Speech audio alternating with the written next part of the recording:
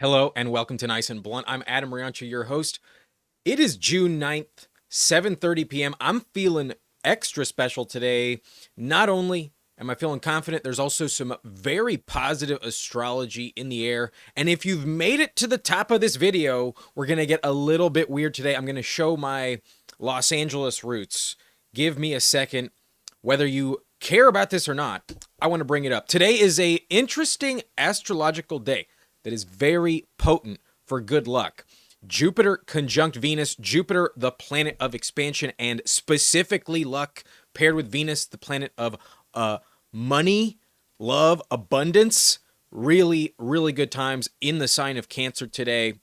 This is the chart. Whether you know about astrology or not, I am telling you, this is the day to manifest some good vibes. So I'm done with this topic. We're not going to bring it up any longer, but we will hop in to an underdog draft. Definitely going to get that going. So let's head over there. Let's pick our contest today. I think we're going to do a pointer at one point, but I think we're probably going to do a puppy as well. And then I think given the context is almost closed, I kind of want to do a field general as well. So I think we're going to start with the $3 contest, but actually, no. I think we're going to start with the puppy, because that way we can have a little practice run before we enter the pointer, a little higher value contest, and then we'll close it out, shifting our mindset to Superflex at the end. Let me get rid of the circle that I still have on the screen. So we're going to hop into a puppy. I am going to take a rip, and when the drop is finished, I will hop in. I'm not going to give you a full countdown. We're just going to take a rip and hit the drop. But first, I'm going to check in with the chat. We got Albie in here giving Pepper Tony a good run for his money. The battle of the mods. We also got Hoohames in the house with a nice little family soup. What's up, fam? It hits you with the with the translate again. What? Tell me, what type of soup did you make for your family this evening? Was it a nice lobster bisque? Was it clam chowder? Was it a good old chicken noodle? What soup did your family enjoy? The pointer second. I think we're going to do the pointer second. Yo, how we doing, Bayou? Hope you're doing well. Happy to see you. And Hoohames in the chat as well. So like I said, I'm going to hit the drop. And then when it's over, I will hit the start button. We will enter this contest. I think I need to zoom out just a little bit more. Yeah, I think that's what I need to do. All right, so give me 1 second. Let's hit the drop, shall we?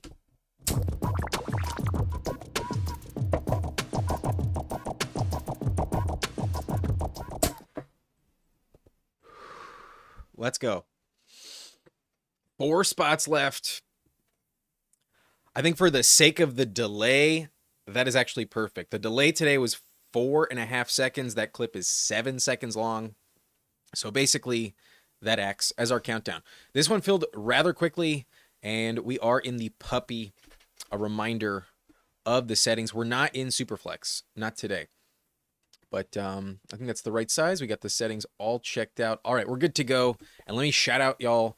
If you're in here with me, we got Green Bean at the 102. I'm not sure about Tex or Arbon at the 101 or 103, but Amped Phil, we recognize. Albie in here at the 106.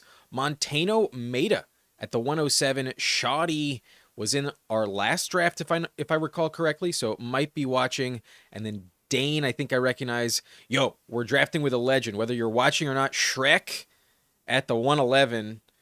That's scary. We're drafting with an ogre. Love the correct shade of green as well, whether you're watching or not. Let's go. And then looks like Batman might be coming. Coming in at the 12. All right. Good luck, everyone. I pulled the 109, and just my luck. We're near pick 8 yet again. Hoohames, my family may or may not actually be soup at this point. I hope not, man. That doesn't sound. It sounds like a Breaking Bad episode, like season 1, after Walt chokes out the guy locked up in Jesse's basement. You know, that's what it sounds like. to me. Maybe a gazpacho, good soup for the. I don't think I've ever had gazpacho. If I've had gazpacho, I think it's unbeknownst to me that I was eating gazpacho. I've never ordered it on a menu. Not sure if it was served to me as a guest, but I don't think so. What's up, Danimal? How we doing? And Montano, let's go. Brandon Ayuk. If anything, we got to zoom in just a little bit for this avatar, but I am on the clock. I kind of wanted to take CeeDee Lamb on this one. I saw my exposures. I'm actually pretty low on. I'm going to go James Cook. I'm a little low on the Cowboys, in all honesty. But also, I'm a little worried about Dak Prescott. Dak Prescott kind of struggles to put up consistent seasons where he's amazing. But here we go. Let's give this the full scope. Maximum overdrive. Legendary profile picture, Montano. Nice job.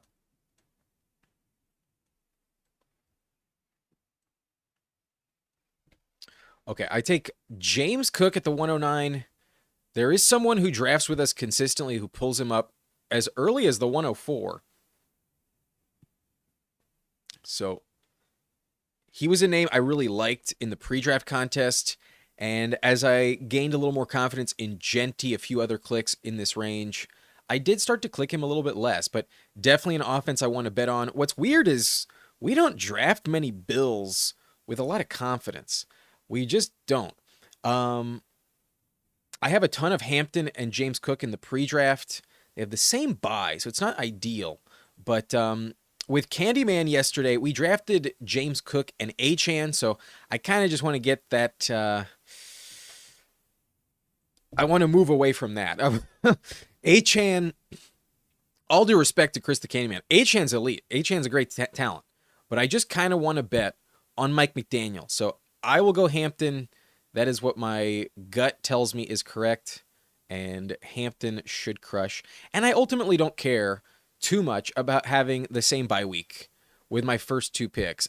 As long as I'm not overloaded on week 7 buys, specifically at running back, then I think I can get away with it.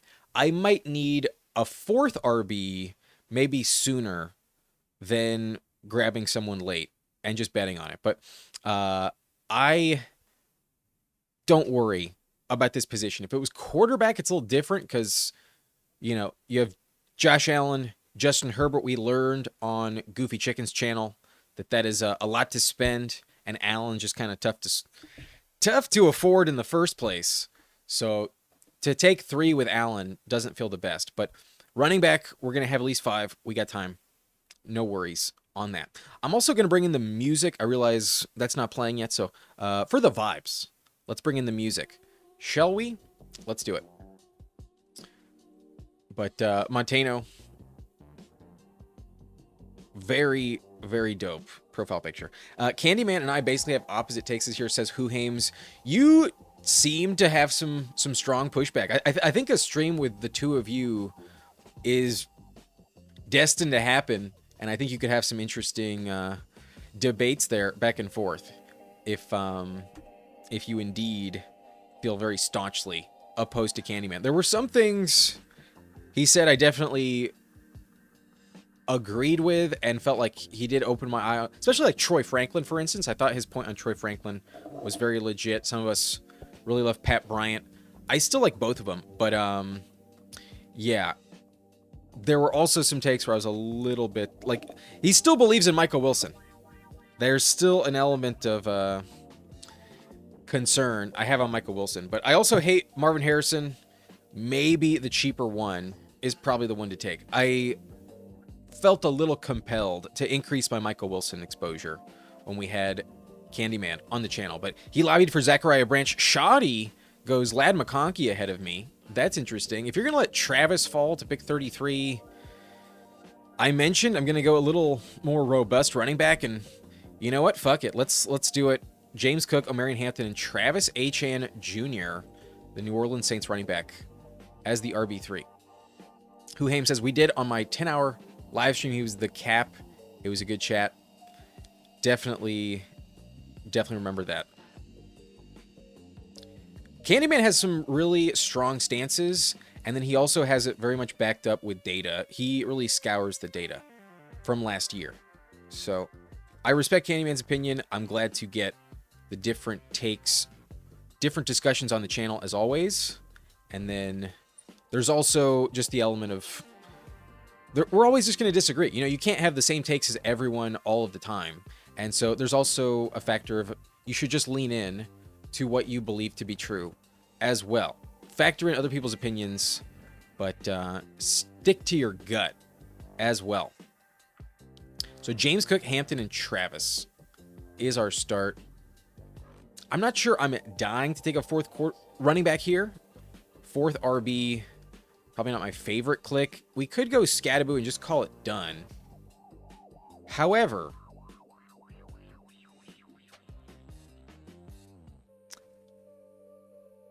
it feels like a terrible pick, but I'm officially at pick 40. And I do have James Cook. Let's invest in Buffalo. Fuck it. I don't have a receiver yet, but I got Josh Allen at pick 40. In the fourth, it's about time we draft Josh Allen on the channel. So I've taken him at 35 before. We get him to circle back at pick 40. The Travis Achane Josh Allen combo can't be super common. If it is, I don't think it's also paired with a James Cook, Omarion Hampton. So perhaps this team is dead just because Allen is really expensive. But week 7 could be a problem. I'm not afraid, however.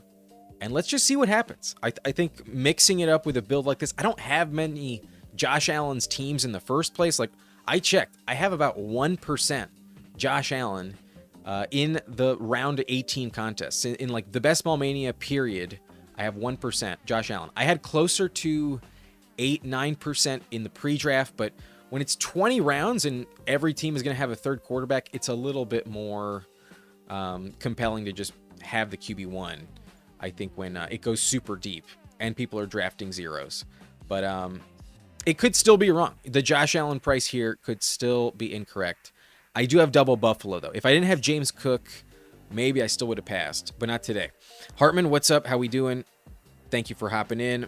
Looking forward to our next stream. Most likely on Sunday. We got some stuff in the works. Who Hames might be joining us on Sunday as well. I'm trying to set it up, so once I have all the details, I'll be a little bit more clear with it, but I'm planning to celebrate the 10K subscriber mark this Sunday on the channel. I think we're going to go live for at least 10 hours, and I think we'll be all right. But Who Aim says, him and I both do. We just look at different things. I project forward a lot more, and he likes to look back a little. Yeah, he looks back a little bit more than I would say I do as well. But yeah, you need a balance of the two. You need to keep in mind what you're willing to project, the risk tolerance you're willing to assume, and then also referencing the data from last year is also as close to a looking glass as you can get. There's not that many other data points to keep in mind. But I am on the clock. I think I just have to pivot to receiver. I'm going to go Rome Odunze. I think I will pass on Quinchon and just give me a whiteout. I think I can trust. This late 5th round, starting to get a little bit thinner at the position. Now Carnell Tate is starting to move up the board. I've been hinting at this, saying I kind of want to get Carnell Tate a little bit more. And if it means taking him early 5th round or mid 5th round, he's rarely making it back to you in the 6th. Now, maybe because I've said it, maybe on the stream, people agree with me. They know I'm interested in Carnell Tate if he's there. Maybe they just want to get their guy. But I feel like as much as I've been trying to draft Carnell Tate, I'm not taking him in the 4th, and he's been sniped in the 5th many times. So like that pick at a Montano, I would have definitely opted for it. But Rome Odunze I think also fits, but the Bears offense probably a little more exciting than the Titans. All right, I'm back on the clock and doesn't feel great, but I think we're just going to make Jiri proud. I have a lot of faith in the the Jaguars offense. The Jaguars pass catchers are all really talented. It's an offense I want to bet on. I have another week 7 bye, but like I said, I don't really care at this point. It's also a different position. And while maybe the starting lineup in week 7, something to keep in mind, it's still only round 6. So as long as I don't take another quarterback with a week 7 bye, I think I'll be fine. But 4 out of 6 clicks, something to be mindful of. It's not the end of the world, but something to be mindful of. Montano says, my team looking dangerous. It's not done. And if there's a position you can push and still fill it out with volume appropriately, it's wide receiver. So we're only going to draft 2 quarterbacks on this team, most likely. I don't think I'm going to take Justin Herbert today. However, the receiver room still has a lot left in the tank. And then the starting lineup right now does look like straight fire. Cook, Hampton, Travis, Josh Allen, Rome Odunze, Parker Washington.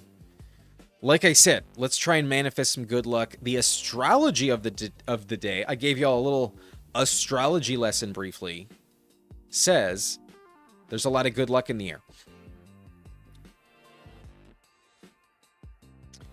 What's up, Sustainable?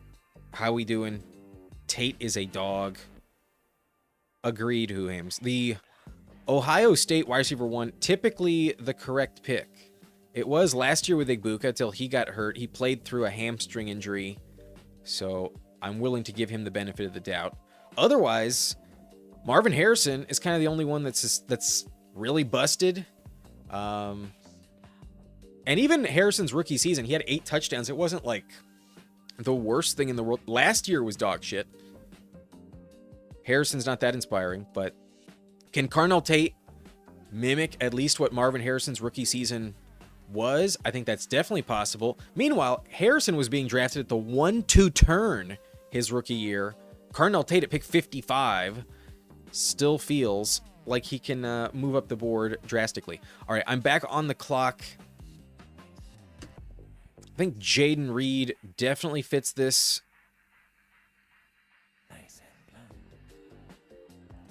Let's just try to shoot for a 30-pointer, the highest ceiling possible, and get a bunch of receivers. And so far, pretty strong room. Rome Odunze, Parker Washington, Jaden Reed. No complaints whatsoever. Like I said, not going to take Herbert with Josh Allen, the same buy. I'm also not going to take Trevor Lawrence. Even with Parker Washington, not going to take Trevor Lawrence. More likely than not, I'm going to pass. Right. Yeah, there's an argument there's a conversation we have to have, right? Okay, I'm back on the clock here. Godwin, definitely interesting. Could go Patty Mahomes, though. Kind of want to do it. Fuck it. Let's do it. Let's take Patrick Mahomes. Bills, Chiefs. Don't have Rashee Rice on this team, but there's still some options left. I'm excited about it. But yeah, Chuba on the thumbnail was an interesting decision. And all it really comes down to is I'm running out of players, and the way I choose the thumbnail at this point is I just move down the ADP. Like, I don't know if you've noticed, but like there's been some random names on the thumbnails recently. Like Mekhi Lemon was on the thumbnail, DK Metcalf was on the thumbnail, Marvin Harrison was on the thumbnail. These are all 6th round picks, and these are not players I take at all. And today it's Chuba's turn. That's really all it is. Yeah, I'm kind of trying to fake you out, you know. Maybe make you think that sniping me on Chuba is something I don't want you to do. But sorry, first down. Do you have Rashee? Amped has Rashee. My bad.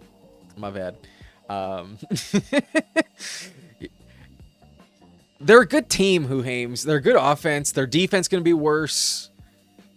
Andy Reid is a play caller I want to bet on. I don't think they're going to fall off. And Mahomes, revenge, worth betting on. Got Josh Allen, got Mahomes, and Mahomes can finish top 3. Like, isn't it a little odd that Mahomes is being drafted this late. Like, behind Dak, behind Caleb. It's a little disrespectful. Behind T-Law as well. I get it, but like, I'm pretty convinced he'll probably be ready week 1. I don't think he's going to miss much time, to be honest. Even if he does, he has an early bye week, going to get a little extra rest. I think the schedule maker's doing him a solid.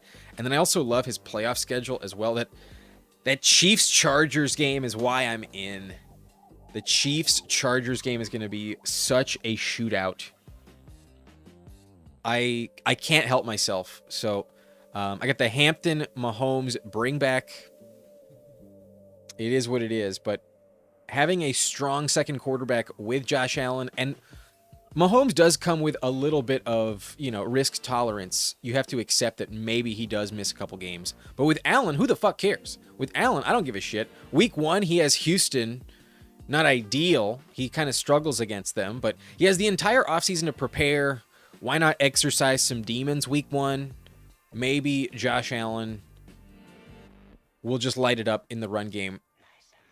I think this is a really nice pairing. I think the Josh Allen, Patrick Mahomes duo,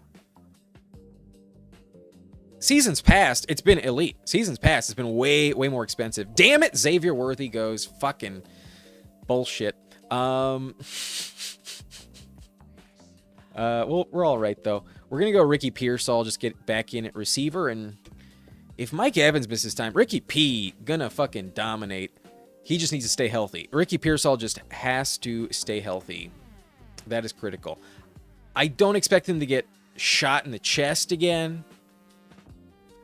That's unlikely. He's got the entire offseason to rest up, and Mike Evans, I think, will be missing more games than Ricky Pearsall, most likely. Most likely, I think we're going to get more games where Ricky Pearsall is the, true alpha, as opposed to Evans being the true alpha with Ricky Pearsall off the field. I think they can battle with each other. If you've looked at Mike Evans the last couple of years, he's actually been ceding some ground. He's been operating more as the 1B as opposed to the 1A. If you actually really look into Mike Evans' stats, he's usually also very toughly covered. There's a lot of attention on Mike Evans typically. So with Ricky Pearsall getting maybe wide receiver 2 treatment, maybe being healthier than Evans straight up, he profiles as an excellent pick. Now, the theme of the day so far has just been to take the falling value, and Fannin at 112 is where I'm in. I think I'll take Fannin on this one too. So top of ADP with Travis and Josh Allen, got a little unique combo. Harold Fannin at 112, continuing the unique aspect. One way to just try to get as unique as possible is just take the falling ADP values when they're on the board. So this room is not really valuing the tight end position. Fannin can have 14 targets in a game. Obviously more target competition, so it's weird, but at 112, I think the risk tolerance is worth it. I do not like Chuba. I do not. It's more of a fake out type of thumbnail than anything possible. I didn't even give him an action shot. I didn't even give him a picture with the helmet on, clutching the football, stiff arming someone, running and leaning in a certain direction. He's off the field, on the sideline in this picture with his helmet off. He's giving me, some side eye. I think if anything, Chuba is unsettled with how low I am projecting him in this thumbnail. I think of all the pictures to choose from Chuba Hubbard's Google search, I think this is one that's actually not very flattering. So I don't think it is really that much of a glorification. It's kind of just checking off a box and just moving along in the ADP. This is why I take Justin Herbert like fucking crazy, because in the 7th round, I hate a lot of these picks. And even if Chuba falls to pick 78, if I have Hampton, if I have Ladd McConkey on that team, I'm taking Herbert all day. And I draft them quite a bit. So Chuba I'm curious what my true exposure is on Chuba. I'm going to pull this up in a separate tab.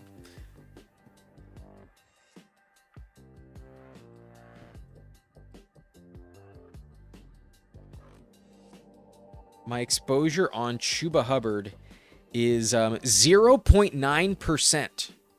I am under 1% on Chuba Hubbard.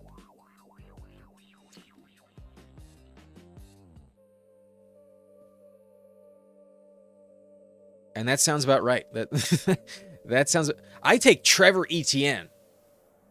That sounds about right.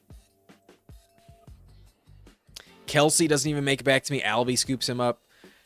I almost took Kelsey at 112, but once I saw Fannin and Pitts on the board, it felt pretty crazy. So just get unique. Maybe the board would have also let him fall. Going Aaron Jones here, I think, makes some sense. Like I said, I kind of want a good running back in week 7 in the 4 slot. And as long as Aaron Jones doesn't go down, in the first month of the season, he's going to be coming off a bye week when Cook and Hampton are on bye. So I get Travis week 7 and then Aaron Jones off the bye week 7 in my starting lineup. I think we're going to be just fine at the running back position. Quarterback, we got Mahomes week 7, 2 weeks off the bye. And then Parker Washington, our only other week 7 so far. So the team is coming together. We're done at the quarterback position. If I really felt compelled to stop, I think I could be done at running back. We really invested a lot with Cook, Hampton, and Travis. And if Aaron Jones stays healthy, he is the more valuable Vikings running back on a per-game basis. I trust him more than Jordan Mason. But he probably gets hurt. That's where maybe grabbing a 5th is valuable. Maybe this is a round 18 Damon Claiborne team. Maybe I just take, the investment. But Diggs goes. I would have been very happy to scoop up Diggs. Don't get him. And the receiver position still a tough one on this team. So had Kincaid circled back, I would have been happy to stack him up. Shakir never made it to me. Coker feels like kind of a steep fall off, but I'll go Jalen Coker. I'm still going to attack the receiver room with volume.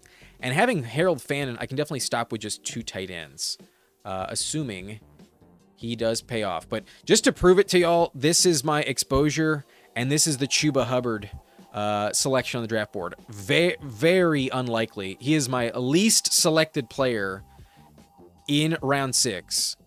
I also have a couple 1% clicks with Ramondre and Jalen Warren in round 7. It's all because Justin Herbert is rocking 28%, and that factors in a lot. I think Jalen Hurts, though, at 13%, ahead of Chuba, even unstacked. But that's it for my exposures. Let's pivot back to this draft and remind you how it went. We started triple RB with James Cook, Hampton, and Travis Etienne. Josh Allen at pick 40. Worth taking him for once. But Roma Dunze, Parker Washington, Jaden Reed. We get the second quarterback with Mahomes. Unstacked, unfortunately. People got salty. But Worthy at 104 is a good click regardless. Then the Kelsey at 126 versus Fannin 112. It is what it is. But Soups, what website is that to see the exposure? Yes, Huhames. It is the Best Ball Explorer. That is the solver.com. We're repping ETR with that data. Yeah, here it is. Chuba Hubbard at 0.9%. You upload your CSV. It's free. It's available for free. I recommend it if you want to check it out.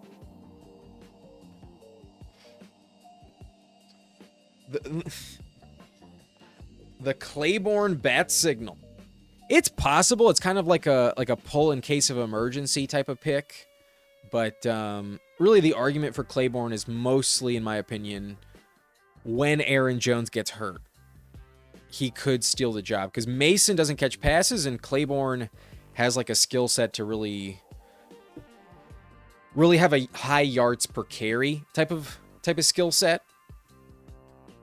He's a burner, very fast, so can definitely score from out deep. But Daniel Jones still on the board. That's kind of interesting. But Chigo Okonkwo also available. He's definitely my favorite tight end here. I got a lot more Juwan Johnson than Chig.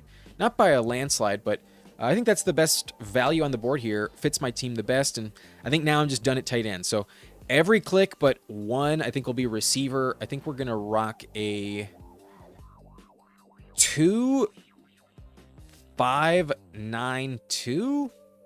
I think that's how the math checks out. That sounds perhaps overkill. Maybe a 2-6-8-2. Maybe that's the move. But given the investment I have at running back, I don't know if I really want to do that. Kind of just want to trust that those three will carry me. So, yeah, maybe a 9 receiver team. Perhaps I will do that. Because I don't think I'm taking QB3.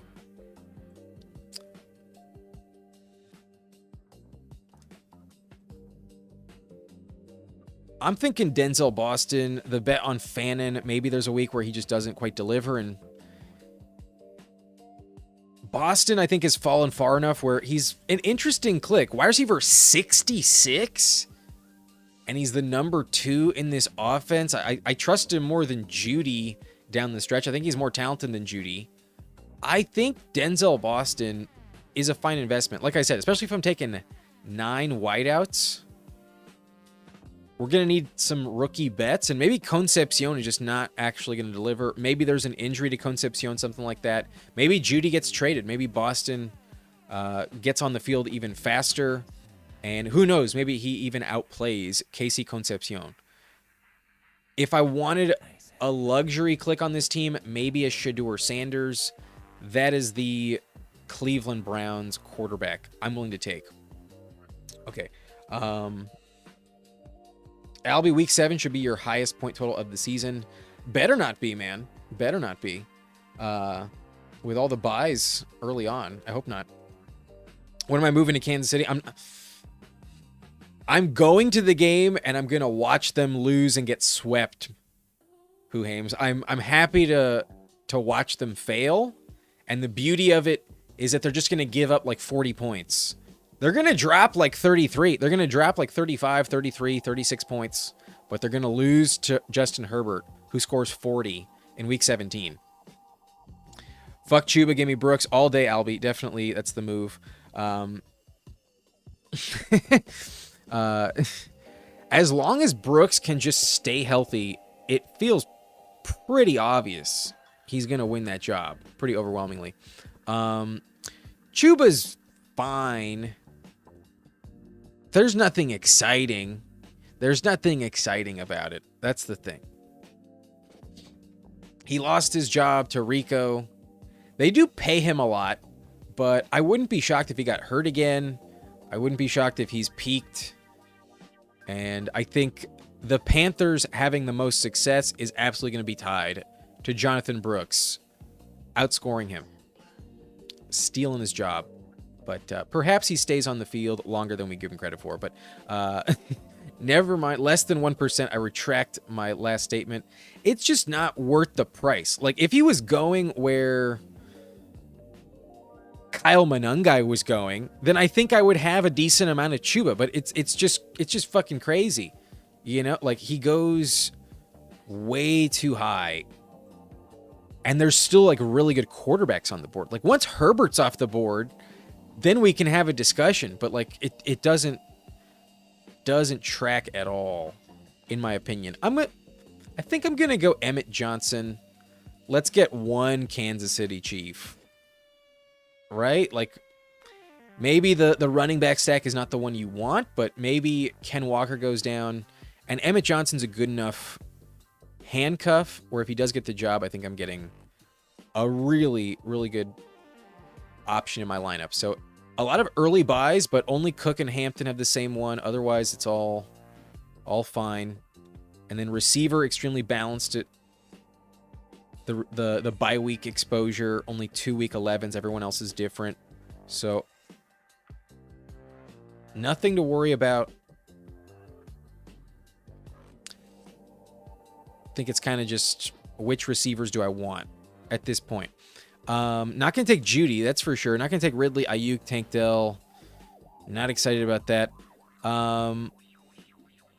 I think Darnell Mooney has enough of an upside case. His worst case scenario is basically worth this pick. Like, if he does what he did last year, then he's probably still kind of worth this pick. This is what? Wide receiver 70. I kind of reached on him. His ADP is wide receiver 78, but 72 off the board.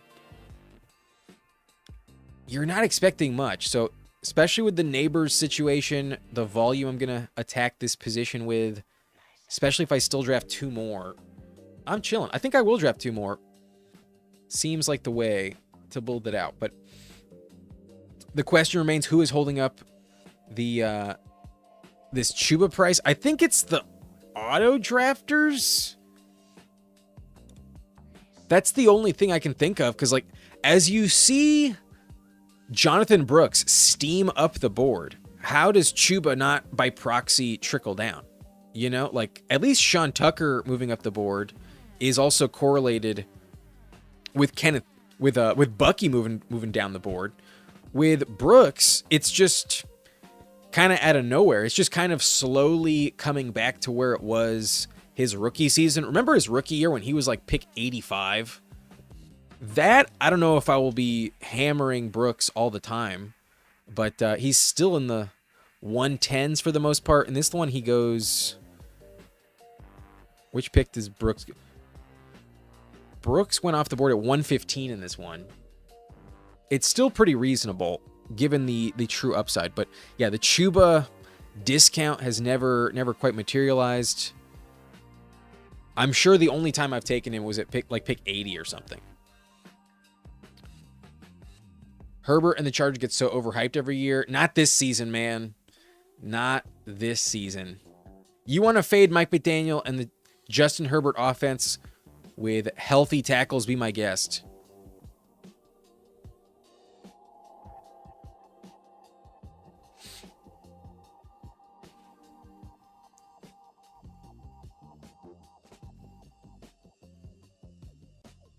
I think I'm just gonna grab Tyquan Thornton first. Definitely get someone with Mahomes. He will catch like 3 deep bomb touchdowns at the very least. So if I get 3 games with like 15, 18 points out of Tyquan, I'll be happy. It might be closer like 13, 14 points, but still, if he hits my lineup at all, I think it's worth it. Rome Odunze, Parker Washington, Jaden Reed, Ricky Pearsall, Jalen Coker, Denzel Boston, Darnell Mooney, Tyquan Thornton, and I have Cook with Josh Allen. I'm not desperate to get a Bills wide receiver here. I think I'm going to go Elijah Surratt.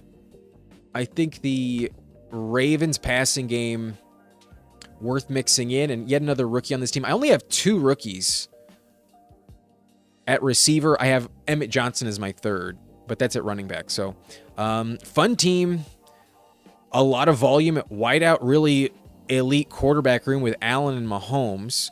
Obviously Mahomes could be better correlated, but I don't think it's that big of a deal. I think Mahomes and Herbert are just values, so I'm willing to take them in the 7th and 8th pretty happily. I think they could be going back-to-back with like Jalen Hurts, Dak Prescott, maybe even Caleb Williams this season. Wouldn't find that crazy at all. So I think they're just really good values. Happy with that as my second. And then James Cook, Hampton, Travis is really just like the crux of this team. If they get hurt, maybe I'm screwed, but this team has Josh Allen. There's a lot of things that need to kind of go right when you draft Josh Allen. But Aaron Jones, Emmett Johnson feels like a very solid, very complete running back room, and some early season production of Jones. As long as he stays healthy, I can maybe wait out the Emmett Johnson breakout, but these 3 should carry me all year long. Rome as my wide receiver 1 feels pretty strong given how long I waited. Parker as my number 2, need him to stay consistent. There's some bad outcomes with him, but then there's also the scenario where he's the most valuable Jaguar wide receiver. So let's hope for that on this team for the sake of its chances. Then we got Jaden Reed, super high spike week potential. Ricky Pearsall feels like a pretty good value past pick 100. And then Jalen Coker can definitely get some targets down the field. Denzel Boston, a rookie with some upside. Maybe not the best offense, but still a good click at 160, I think. And then Mooney could be terrible, could just be washed and injury prone, but at pick 184, really dirt cheap, not a problem. Taekwon for the stack, and then Elijah Surratt for a rookie breakout in Baltimore. Wide receiver 2 is up for grabs there. But then Fannin, the discount at 112, also makes this team pretty spicy. And then Chig Okonkwo is the tight end 2.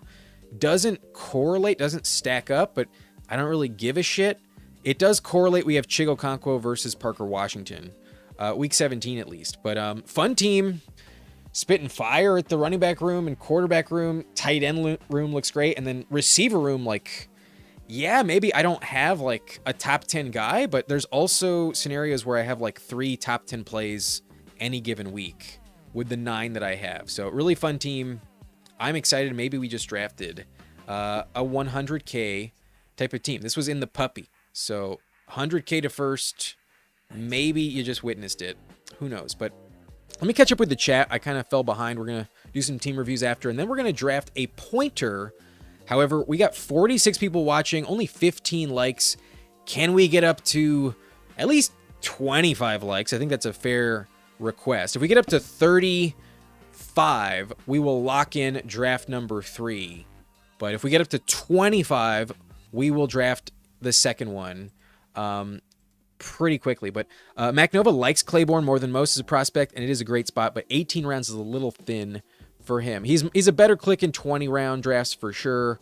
I did take him a pretty decent amount. I want to say like 11 or 12% in the pre-draft, so I'm maybe not that high. That sounds a little high. Maybe like 9 or 10%. I think I was just slightly overweight on Claiborne in the pre-draft. I think I'm sitting at like 3.5%, 4% right now. But if Jones wasn't so injury prone and Mason could actually catch passes, then I probably wouldn't be excited about him. But I do think, like Katron, he's one of those running back 3s that could pop, take over the job. Not a YouTube channel. Says, I could actually see Deshaun Watson taking the Browns to the playoffs. I don't see it, man. I'm not going to bet. Deshaun looked like complete ass last year. He was washed, bro. I wouldn't bet on it. But turn the lights off. Says, wow, I like the pointer structure. Yeah, the 1 out of 3 looks fucking awesome. Definitely going to draft all 7 pointers. But Huhaim says, I think I have 3 Brooks shares of my 5 bigger boards. That's pretty dope. Must have been really cheap back then. Hartman has 3 Brooks shares as well. Give me your best time. No, I'm not going to go that far, Huhaims. Not going to go that far. Unless we get like unless we build like a mega chief stack one day. But ship my bread. You don't like Dell? Not really. I kind of want to see a little bit more out of Tank Dell. He's interesting. He's super cheap. I think I'm a little bit more excited to take Tank Dell than Jaden Higgins, perhaps. But in general, I'm not really building many CJ Stroud Houston Texans teams, so it's not my cup of tea to be tacking on Tank Dell. But he was once drafted in the 3rd and 4th round. Maybe he is a steal where he's going. It's people who know ball in regards to... is this in regards to Chuba's price? I'm not sure. I think I'm a little too far behind. But good evening, Scott. Good to see you. Not a YouTube channel is not fading Chuba, I think, by any means. Good luck with that. Maybe you're right, but I'm willing to be on the side of Jonathan Brooks. Anthony's has been doing BBMs lately. Go Spurs go. I'm trying to do more BBMs, but I also want to preserve the budget. Bros versus pros. Amarian equals rushing title if Chargers O-line stays healthy. It's possible. I don't know if I'd go that far. I think he's going to be used so much in the passing game.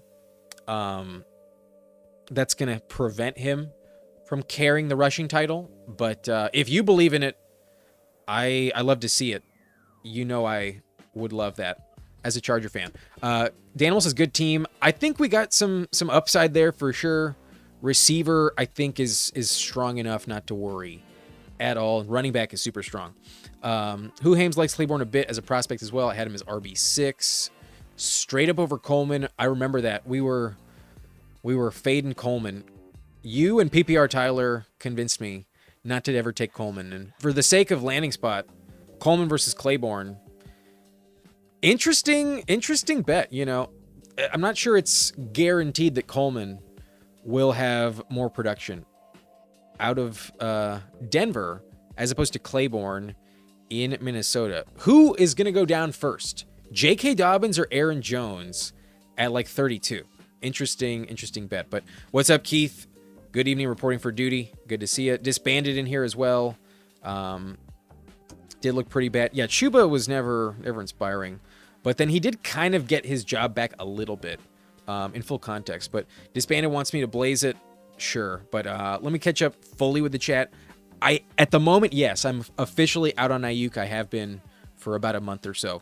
Not fading Herbert. Yes, on the Chuba price. To each their own. To each their own. We got 11% Brooks over here. Bros says, feels like this year's Cook just going to eat all the touches. Won't lie, Coleman looks like a dog in camp, though. I haven't quite been paying attention to the Broncos training camp, but it's still June. I don't think they even have pads on. So when Coleman can prove he can pass block, then maybe I'll trust him. But I think Coleman's a guy I think I'm going to need to see before I believe. The price is just too egregious, in my opinion. But, all right, let's take a look. We had Amped Phil in here. Pretty sure you're watching. We also had Green Bean. Not sure you're a member. Albie, though, is a member. I know that for sure. Yo, Amped. I know I sniped you. Let me know if you're... You are. Okay, my bad. Since we sniped Amped, let me review his team first. First down fantasy in here. We got Stafford, Baker, and Tua. I'm sure he was fucking livid as this comment suggests. Henry, Montgomery, Ramondre, Jonah Coleman, and B-Rob. We just shit on Coleman, but I don't take Ramondre either. I never take Ramondre. Ramondre is just as big of a fade for me practically as Chuba Hubbard. Not gonna lie. I just don't like to do it. I should probably take it a little bit more, though.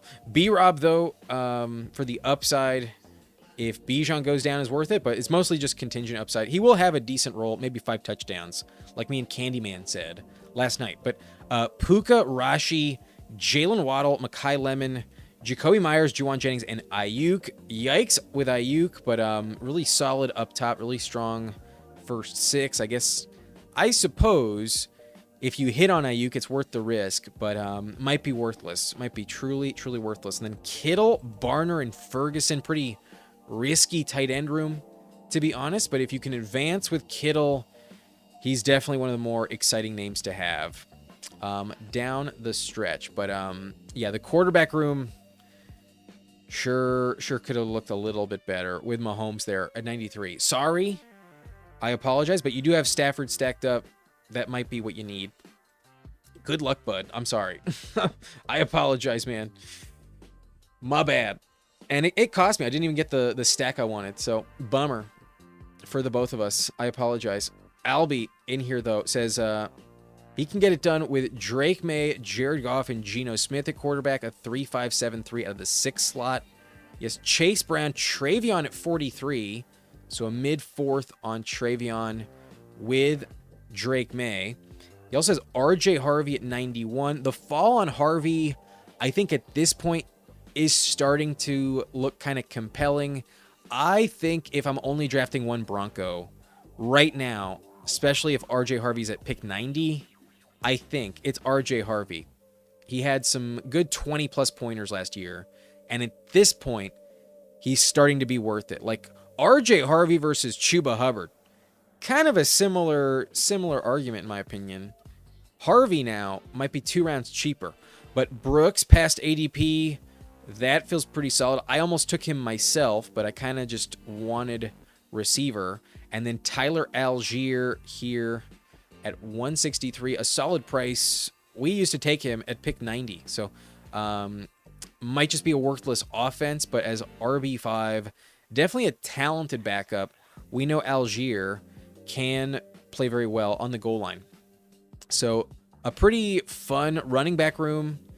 I think especially with Brooks, you could really crush if it does hit. But Amon-Ra, Devontae Smith, DJ Moore, Metcalf, Omar Cooper, Trey Harrison, Kayshon Boutte, a rare Kayshon sighting, slamming the booty on this one. You do take Kelsey. I was hopeful to get him, but past ADP, a very fair decision.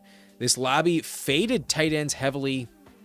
You also passed on Kyle Pitts in the previous round, but Hunter Henry, David Njoku, pretty balanced. However, the Njoku as the third sometimes doesn't work out very consistently, but Henry stacked up, definitely valuable, and then Kelsey I think is just a good play for the price. So nice team, receiver fairly balanced, and some interesting bets down super late. The Kayshon Boutte is wide receiver 7, stopping there though a little bit risky. The Geno Smith selection might not be needed, but I get it. Just having 3 quarterbacks, never the end of the world. So good luck. Not a bad team, Albie. I like the running back room. I think it's really interesting. We got Montano in here, also a member. We got Brock Purdy, Cam Ward, and Shedeur Sanders. For the value, pretty well built. Purdy also passed ADP. You did reach a little bit on Cam Ward by 9 picks. You did also take Carnell Tate, though. It is justified. Christian McCaffrey with Brock Purdy, always nice. Devon Achane at 18. Probably the appropriate pick at that ADP. I'm definitely in. With Jacobs in the 4th, always a solid decision. And then Monungai at 90. I'm in on the Bears backfield, so a good decision. And then James handcuffed to McCaffrey. One of the few handcuffs I tolerate, but still the argument is kind of like, well, when my first round pick becomes worthless, then I'm going to have the league winner.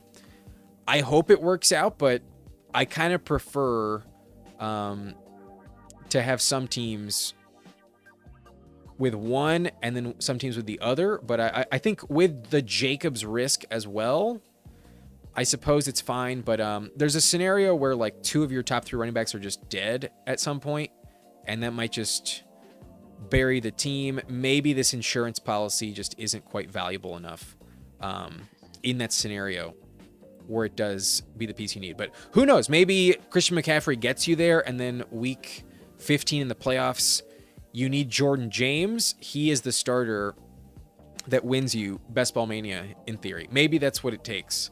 But I might have taken someone else other than the Niners handcuff. But Flowers on this team, Carnell Tate, Cortland Sutton. Concepcion is the 4th. That's kind of tough to feel too good about. That's a little thin. Rashid Shaheed, Trey Tucker, though. Stribling and Ridley, 8 total, solid depth. But I think Concepcion is not a wide receiver 4 I like to have. I think at worst, he's got to be wide receiver 5 typically for me.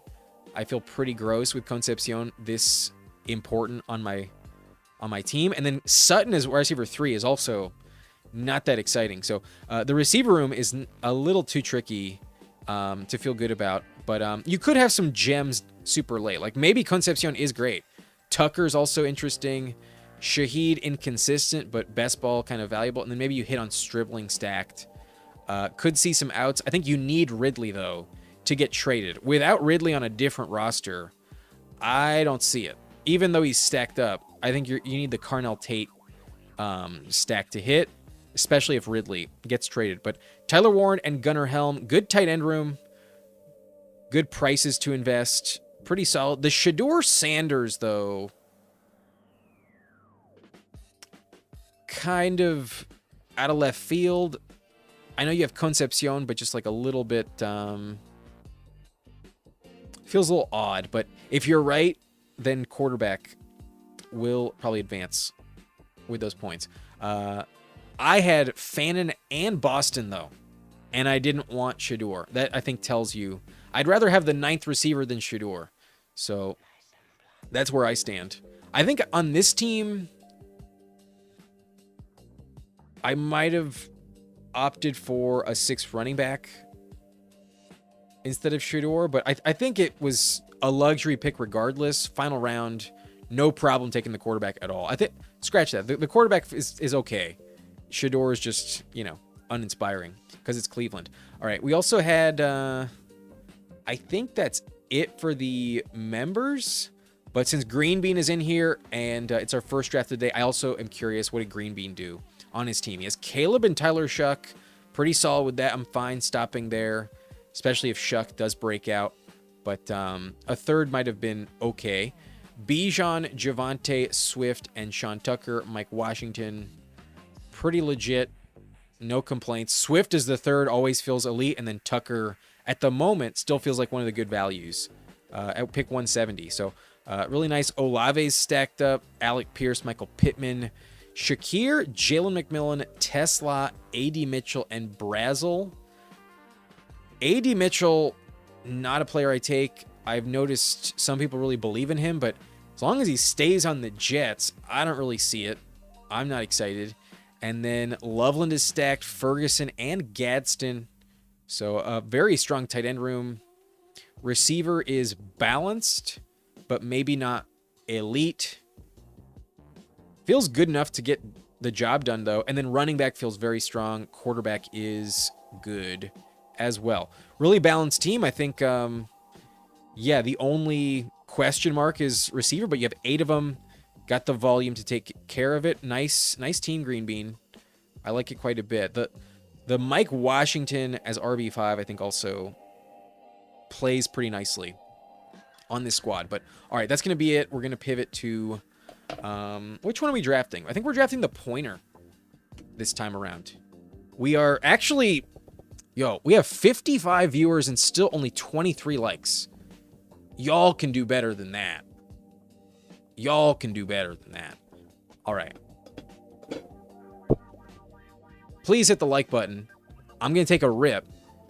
And when we come back from the little smoke break, we'll hop into the pointer. But do me a favor, hit that like button.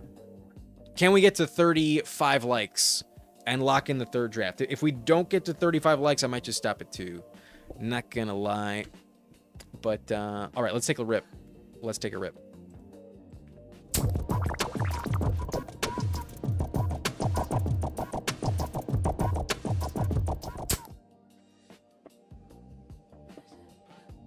All right.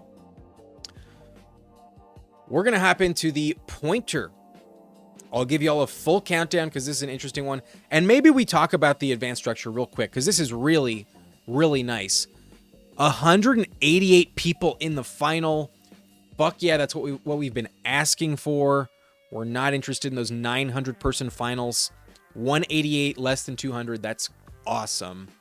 As well as the advanced structure. Typical early on with the 2 out of 12. Then a 1 out of 6.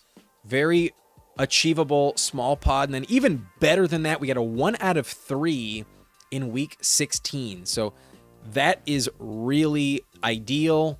There's 40K up top. Probably because of that advanced structure, this contest could have been like a much higher payout, but still 40K is nothing to be upset about. But it is a little top heavy, not gonna lie. It does kind of fall off a little bit fast, but if you finish 5th, you're still at 10K. If you finish 10th, though, you're down to 1,500. 10th place is already at 1,500, and then only the top 15 get at least 1,000. But if you finish top 50, you're still getting $300. That's all right, not great. It's really, you want to finish top 5 here. I think this is the contest where top 5 is worth your time. And then the advanced structure is pretty dope. So really excited about that, and everything else is typical. So I'll be drafting in the pointer if you want to draft with me in 10, 9, 8, 7, 6, 5, 4, 3, 2, 1. Let's go. Fresher Wool, it is in the NFL tab on the game section of your app. They got a lot of contests open, so you might have to scroll over all the way to the right. And of course, today we get pick 8. Just my luck. This is the spot I'm always drafting in. Surprise, surprise. Pick 8 today. But we got T-Fall SP Dogs who made it in here. Underdogs Anonymous in here as well. And then otherwise, there were only 4 spots available. I see Benny Jet is in here, and I think Res Dog got that 4th elusive spot. Not sure about anybody else. If you are watching, let me know. Perhaps Chris is watching. I think I recognize Chris at the 105, but Julius in here as well. Yeah, you're the Res God. Res Dog. My bad. I'm still thinking of Survivor Season 50 with Riz God every time I see it. But breaking best ball in at pick 6. Thank you for joining us today. Coleman got a great landing spot for Dynasty. Yeah, in Dynasty, I think that's a compelling argument for sure. In redraft, though, not as much. But Dobbins still pretty safe bet to go down, right? Dobbins still probably gets hurt. Got Omarion Hampton on my last one. Took your advice. In the second round, Hampton feels like a very, very good option. No doubt about it. Good evening, Breaking Best Ball. What do we drafted next? You know it. I'm just catching up with the chat. You're already in this lobby, if I'm not mistaken. Yes. Yes, you are. There we go.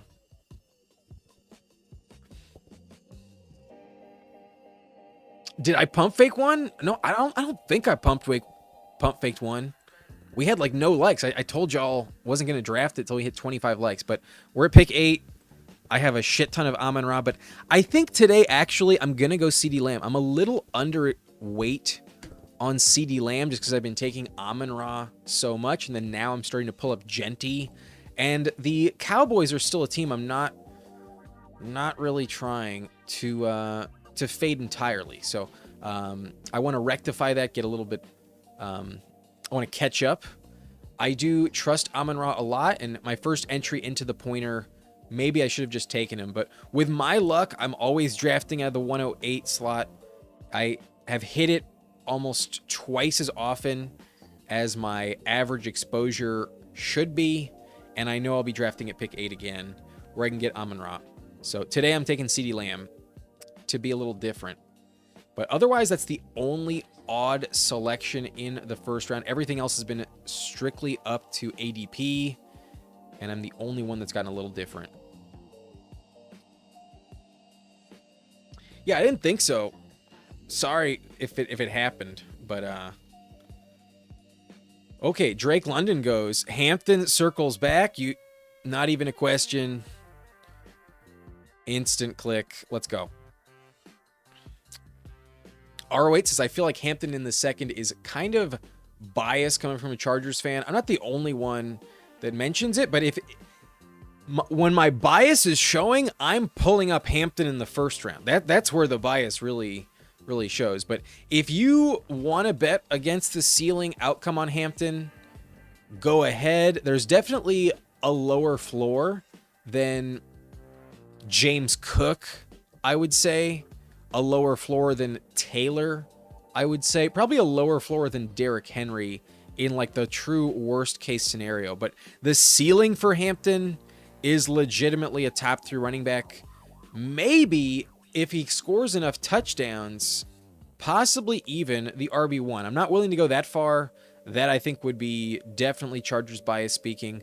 But the true ceiling for Hampton is the RB3.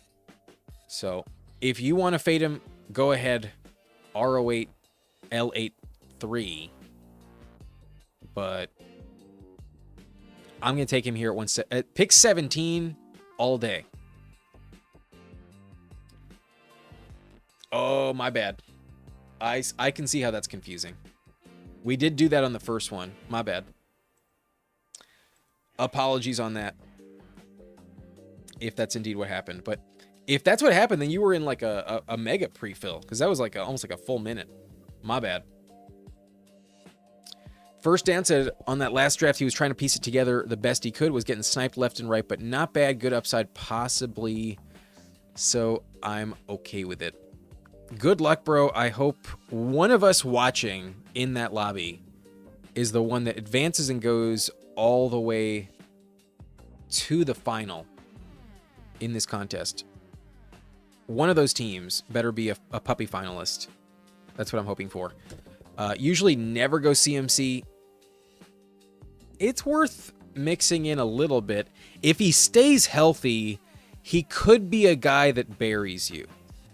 It is possible. His rushing yards per carry were low enough last year to probably not worry about it too much, but he can still score like 20 to 25 touchdowns, possibly. If he can get back in the end zone at the elite rate we expect, there's a world where fading McCaffrey too hard could be a problem.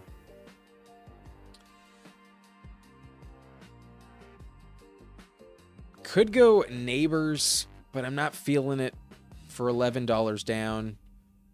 Could get the bring back, but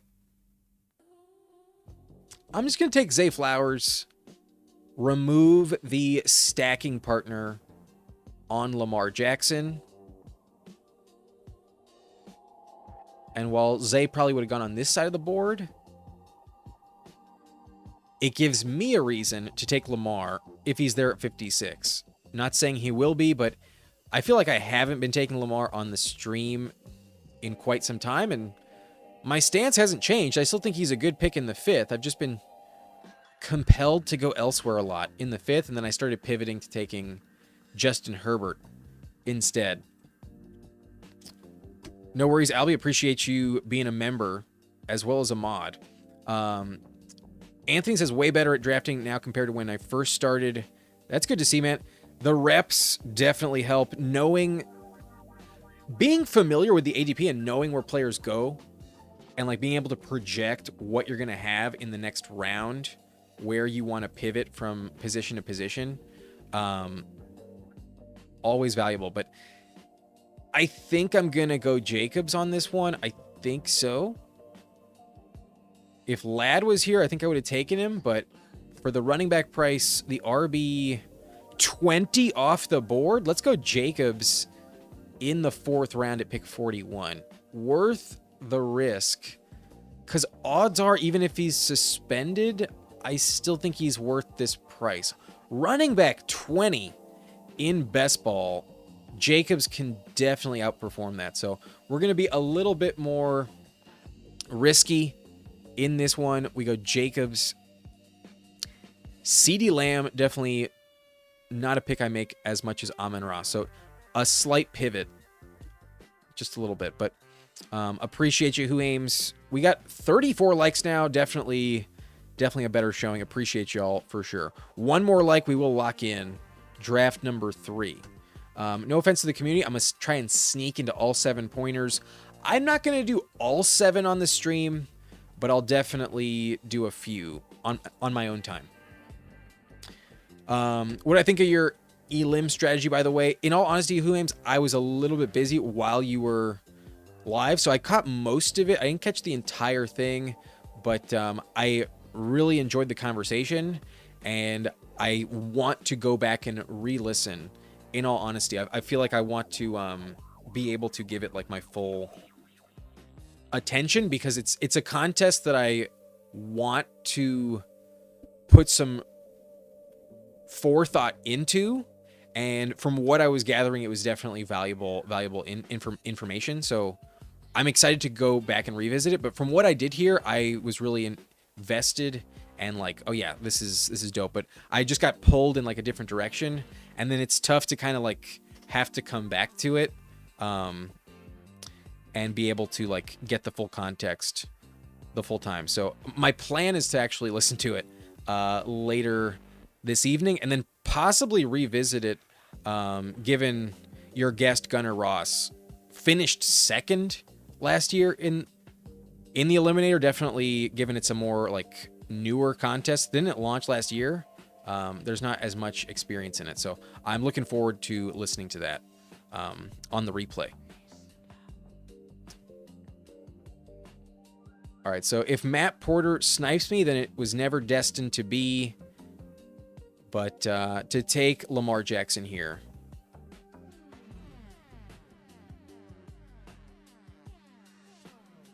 I think is the move. Not going to fuck around. It's the pointer, so advancing is really like what I want to prioritize. And I think the team is built well enough, it's balanced enough. I can tolerate the round 5 QB despite a lot of good receivers here that might not make it back to me. That is the risk I'm willing to take at pick 65. There is no guarantee I'm getting the wide receiver 3 that I would like. We'll see what happens, but I'm also just willing to stack up Flowers and Lamar and move on. But that version of the Elam launched last year. Yes, good to know. Yeah, I absolutely plan to re-listen to that. What is my Elam strategy? I'm curious about Elam and weekly winners.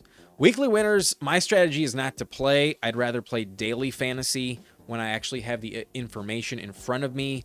If you want to try and predict week 1 without, the context, be my guest. But that is what I think weekly winners is like.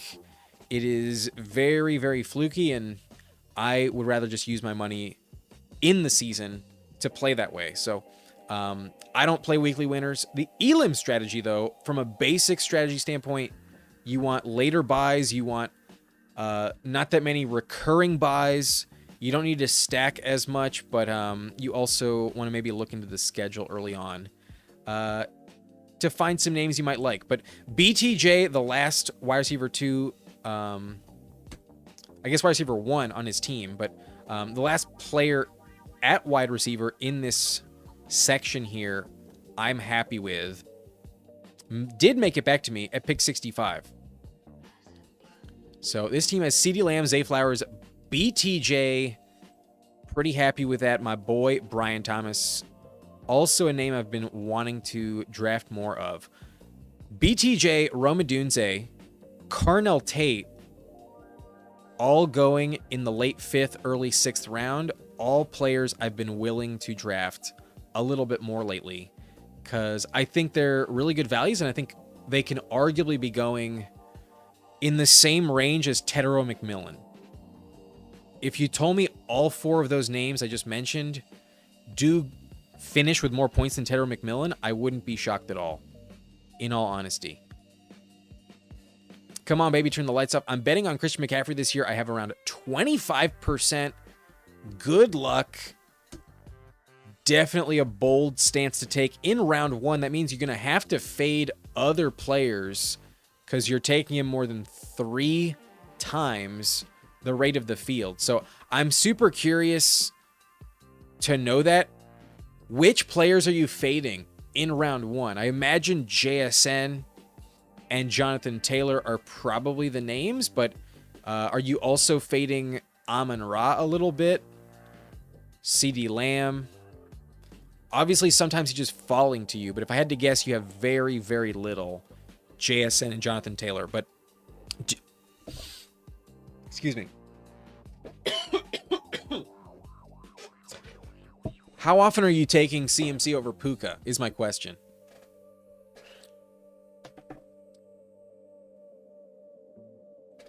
If I like weekly winners, just draft on Drafters. Their main contest is also total points. And weekly winners built in. Right, they do have that. They have payouts every week. That sounds a little more compelling than just like strictly a weekly winners contest. Because like, even if you win like $50 week 1, you might never win anything ever again. And even if you do, it kind of just felt like you got really, really lucky. Unless it's just like, if I had to guess on a strategy in that one, I would just be mega stacking individual teams. Like, just give me a huge Chargers investment. The week they go against the Dolphins, they probably fucking crush. All right, this is interesting. DK Metcalf circles back. I don't have a ton of DK Metcalf, in all honesty. So I think it makes sense. I could go Dak Prescott. But I'm going to wager that a Dak Prescott unstacked might not be the move. Maybe the Javonte Williams drafter does take him, but it's not the most compelling option in my opinion. I feel like Dak is a little overpriced. I think Dak can go closer to Brock Purdy and Matthew Stafford. So Benny Jet 96, who does have Javonte, just took Addison Perhaps someone, I think, makes a mistake and goes Dak without a Dallas Cowboy. But there's also a scenario where Dak just gets hurt again. He's kind of struggled to have back-to-back healthy seasons. But I'm pretty sure this team goes Herbert. Yes, he does. Paired up with Ladd. Makes plenty of sense. Yeah, we agree, Huhames. Not the contest we are excited about. But good evening, Hallie. Hope you're doing well. Thank you for joining us today. And appreciate you stopping in.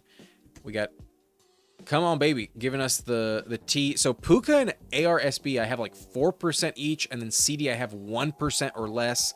And Taylor is like 1 or 2%. What about JSN? JSN must be very low on the list as well. But the moment of truth is the Dak Javonte combo gonna hit right here. If it doesn't, then I'll take Dak, and I think I might stop. Ricky Pearsall. All right, we played that correctly. Would have had the pivot with Rico Dowdle, but Dak Prescott with CeeDee Lamb absolutely makes some sense. And this, I think, is the proper range for Dak Prescott. I view Dak Prescott as much more of an 8th round pick than a 7th round pick. So that's another player I'm fading. Why I take Justin Herbert so much. In the 7th round, even Dak Prescott also feels a little incorrect. If I don't have a Cowboy, it feels very unjustified. I think the only reason Dak goes so high is because the Pickens drafter wants to get ahead of the Lamb drafter. I think that's the only reason why Dak is going in the 7th.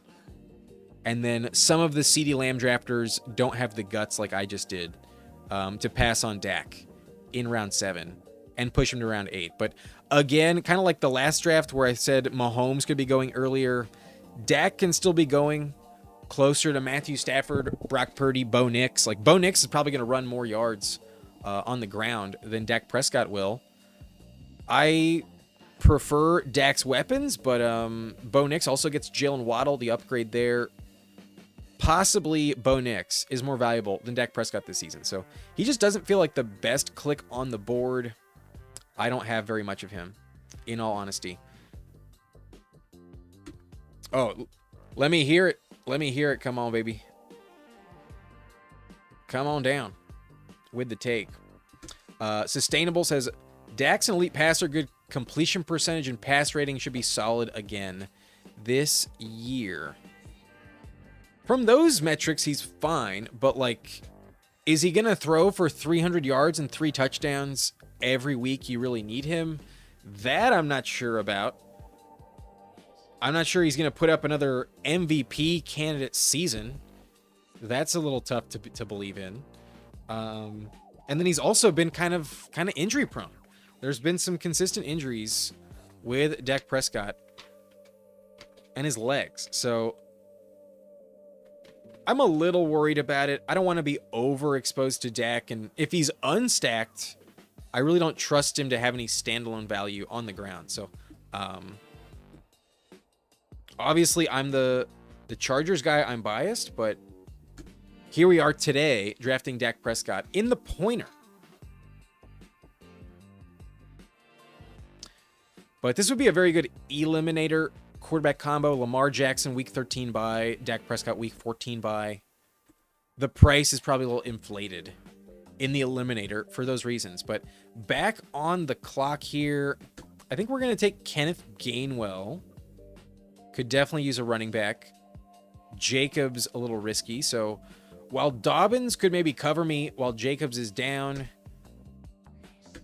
I'm willing to fade Dobbins because I worry about him staying healthy down the stretch. I think Gainwell is worth it over Dobbins. I do rank Gainwell slightly over J.K. Dobbins.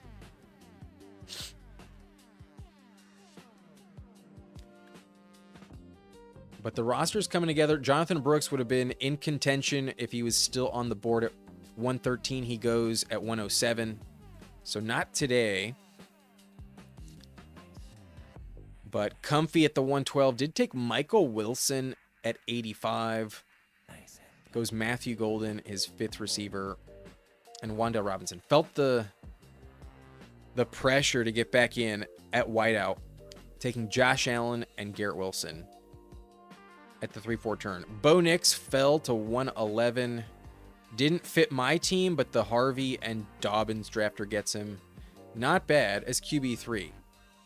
Interesting option because he does run the ball quite a bit. But I'm back here on the clock, and there's not that many compelling clicks here, but Kyle Pitts available at 113. We just took Fannin at a discount in the last one. I think Pitts also qualifies here past ADP. I'd rather have Pitts than Dobbs or Concepcion.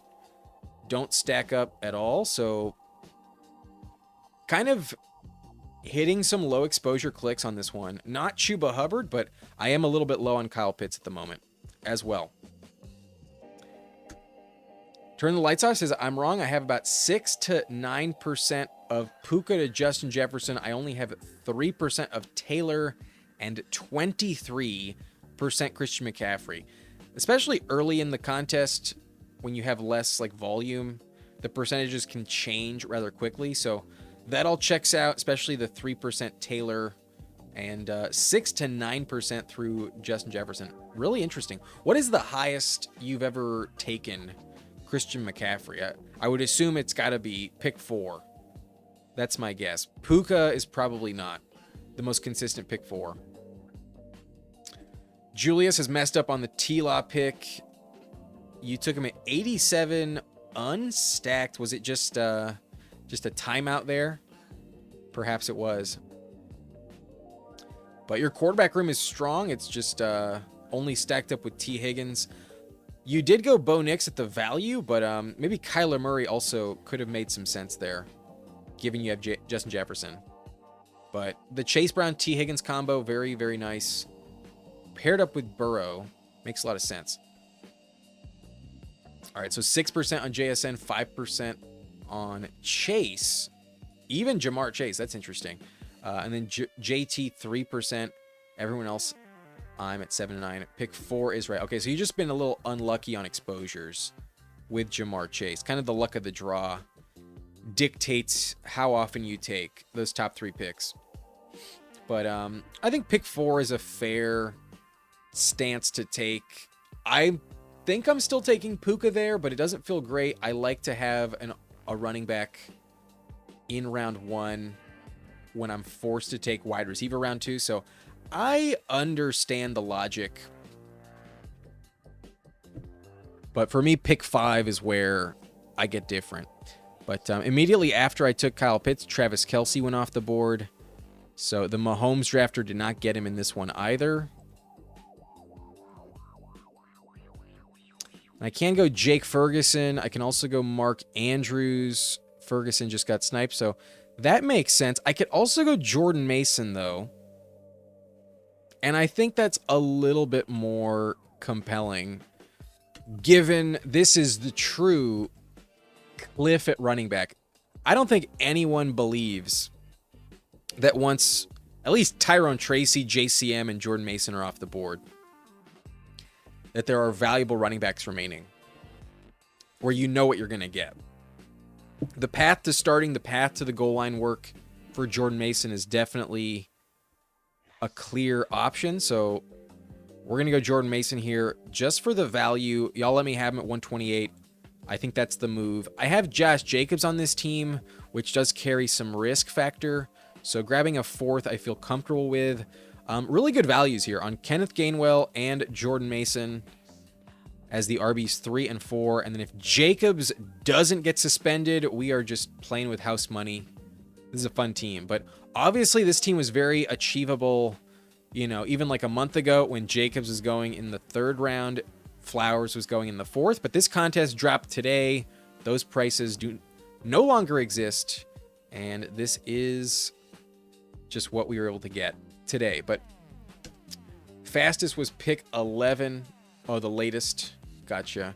Yeah, I've never seen McCaffrey fall to the 2nd round. Definitely usually off the board. Latest pick 10. Most I've seen. Sorry, brother. Sorry about it, but he's a good click here, especially when you need a 4th running back. But Goddard is available. Would have loved to see Andrews circle back. Just not going to happen today. I could go Malik Willis, honestly, but I think I'm going to go Omar Cooper, actually, for the bring back. I'm going to take Omar Cooper versus Minnesota, week 17, and I think that game going to have some interesting garbage time. The Vikings should dominate in that one. So I'll go Jordan Mason versus Omar Cooper, week 17 bring back. Let's go with that. Cooper, definitely a talented enough player to pay off this ADP. Landing spot, of course, was abysmal with the New York Jets, but he is the third New York Jet taken off the board, first round draft pick. And while maybe you believe in Kenyon Sadiq or AD Mitchell, I think Omar Cooper is going to be better than them. So a fine click here, going to be on the field a lot. I think he definitely wins the wide receiver 2 job. I can't envision AD Mitchell keeping him off the field very much. So we make Huhames happy with this click. Definitely Huhames is a believer of Omar Cooper. But 137, I have seen him fall into the 140s, early 150s. There was a chance he might have made it back. But I think I like him the most among the remaining receivers. Shaheed would have been a fine click. I draft a lot of Goddard, but Goddard is still on the board. So the lobby is not really respecting Goddard. And I have a shit ton of Goddard already. So I've been trying to stop taking him a little bit. He does go off the board at 145. That team only has Caleb Williams. No QB2. Looks like quarterback kind of flew off the board there. Malik fell to 142, but Daniel Jones, Cam Ward were drafted above him. Same with Darnold and Stroud. An interesting quarterback lobby. Kyler went at 119. That's kind of crazy. But Bo Nix also at 111 is kind of valuable. So an interesting lobby to fade the quarterback position. I was not one of those teams. I invested a little early. And I think I'm going to stop at 2. I think for the sake of this roster, I'm not dying to stack up a Geno Smith here. So I think I'm probably just going to stop at 2. With the advanced structure of 1-3, 1-6 in the playoffs, I'm willing to believe that Lamar and Dak stay healthy and get the job done. I think I'll be fine.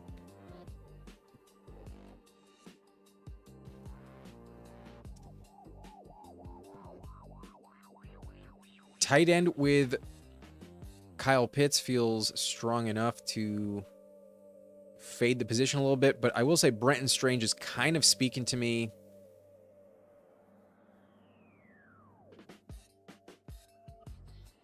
I'm going to do it. I'm going to go Brenton Strange. And I think I can stop with these two tight ends. I'm not going to get Mark Andrews on this team. I'm not going to get Jake Ferguson either. We got sniped on one, passed on the other. And I don't think it's the end of the world. I have CeeDee Lamb and Zay Flowers already stacked. I don't know if I need desperately to have the double stack. So done at tight end, done at quarterbacks. Another 2 QB, 2 tight end build. Perhaps I get the luxury pick. I could definitely tolerate a third tight end if I really wanted one. But it's not the end of the world if I don't take it.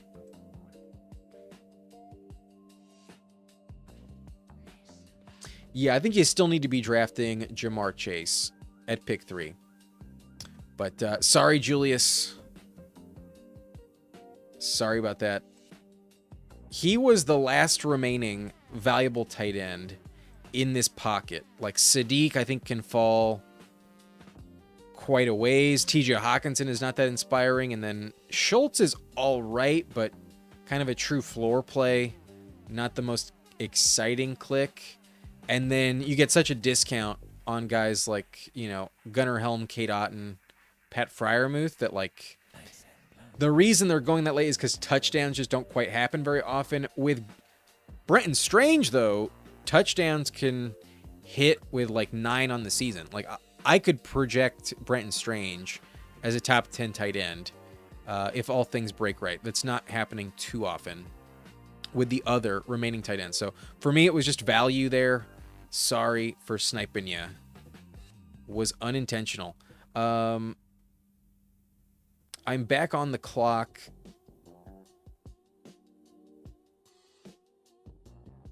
B-Rob kind of compelling. But I don't ever take Charbonnet. And you know what? Because I'm going to stop at 2 quarterbacks, that's the plan. I'm going to stop at two tight ends. That's also the plan. This one can definitely have 6 running backs. And this is my luxury pick. I'm going to make Zach Charbonnet the luxury selection on this roster. It's going to require a 6th running back drafted. I think that's how I'm going to be willing to tolerate it. But I think receiver is good enough to stop with 8. And I think a 2-6-8-2 feels pretty strong. Especially if we advance and Charbonnet is actually relevant. If Charbonnet comes back earlier than expected, then he's a nice piece to have every now and then. I'm not telling you to be overweight on Charbonnet. Probably waiting is worth it. But today I'm getting a little bit willing to take on some risk. We're in the pointer. If we have Charbonnet in the final, maybe he's the piece you need against the Carolina Panthers. The Panthers' last couple seasons have been a good matchup for the running back position. Maybe this year it's different, but historically, last couple seasons, it's been a matchup you would like. So let's do that. And I think I'm going to take a rip. If we're going to take Charbonnet, boy, we're definitely leaning into some risk. So I'm going to take a rip. It's been a minute, and I'm going to clear this pipe. If you would like to join me, be my guest.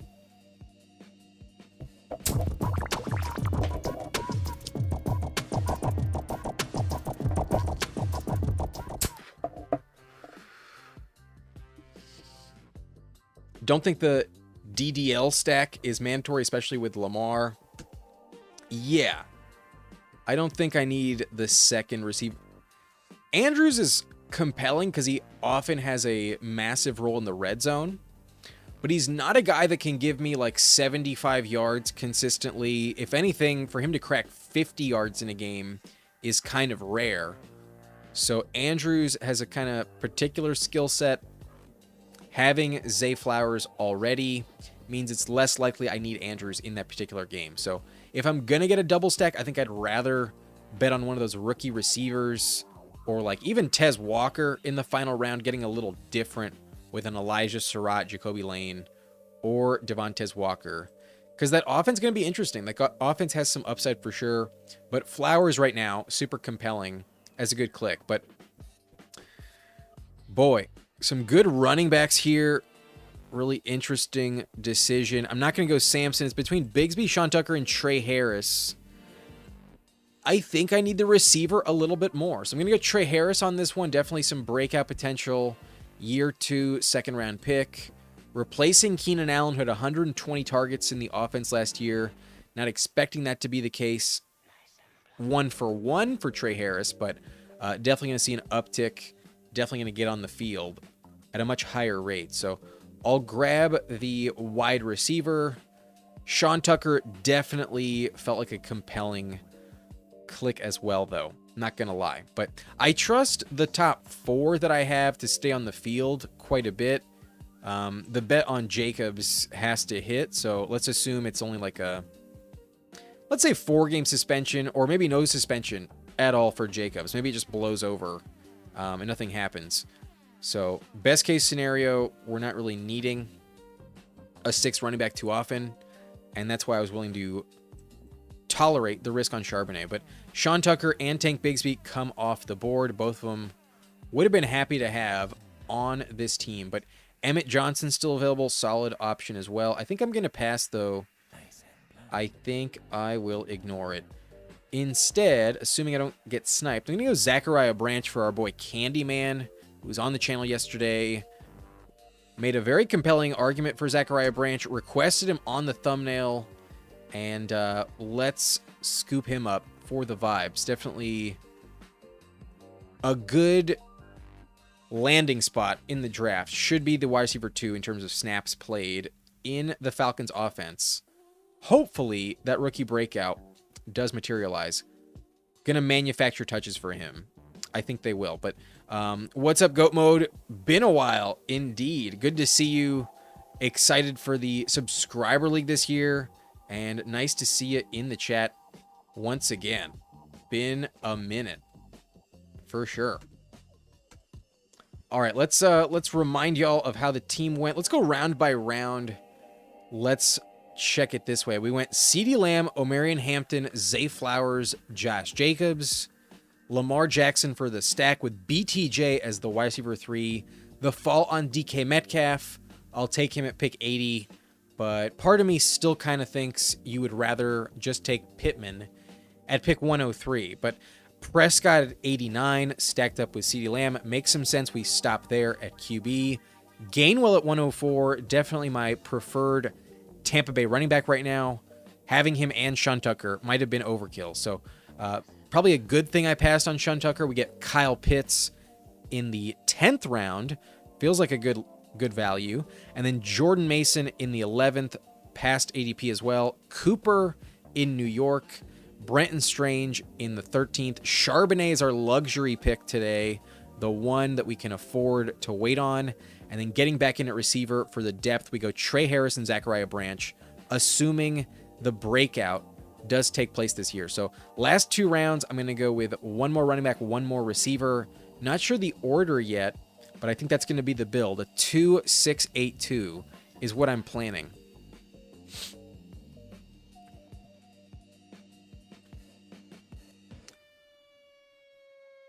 For the stake of the stack, did I pass on Flournoy there?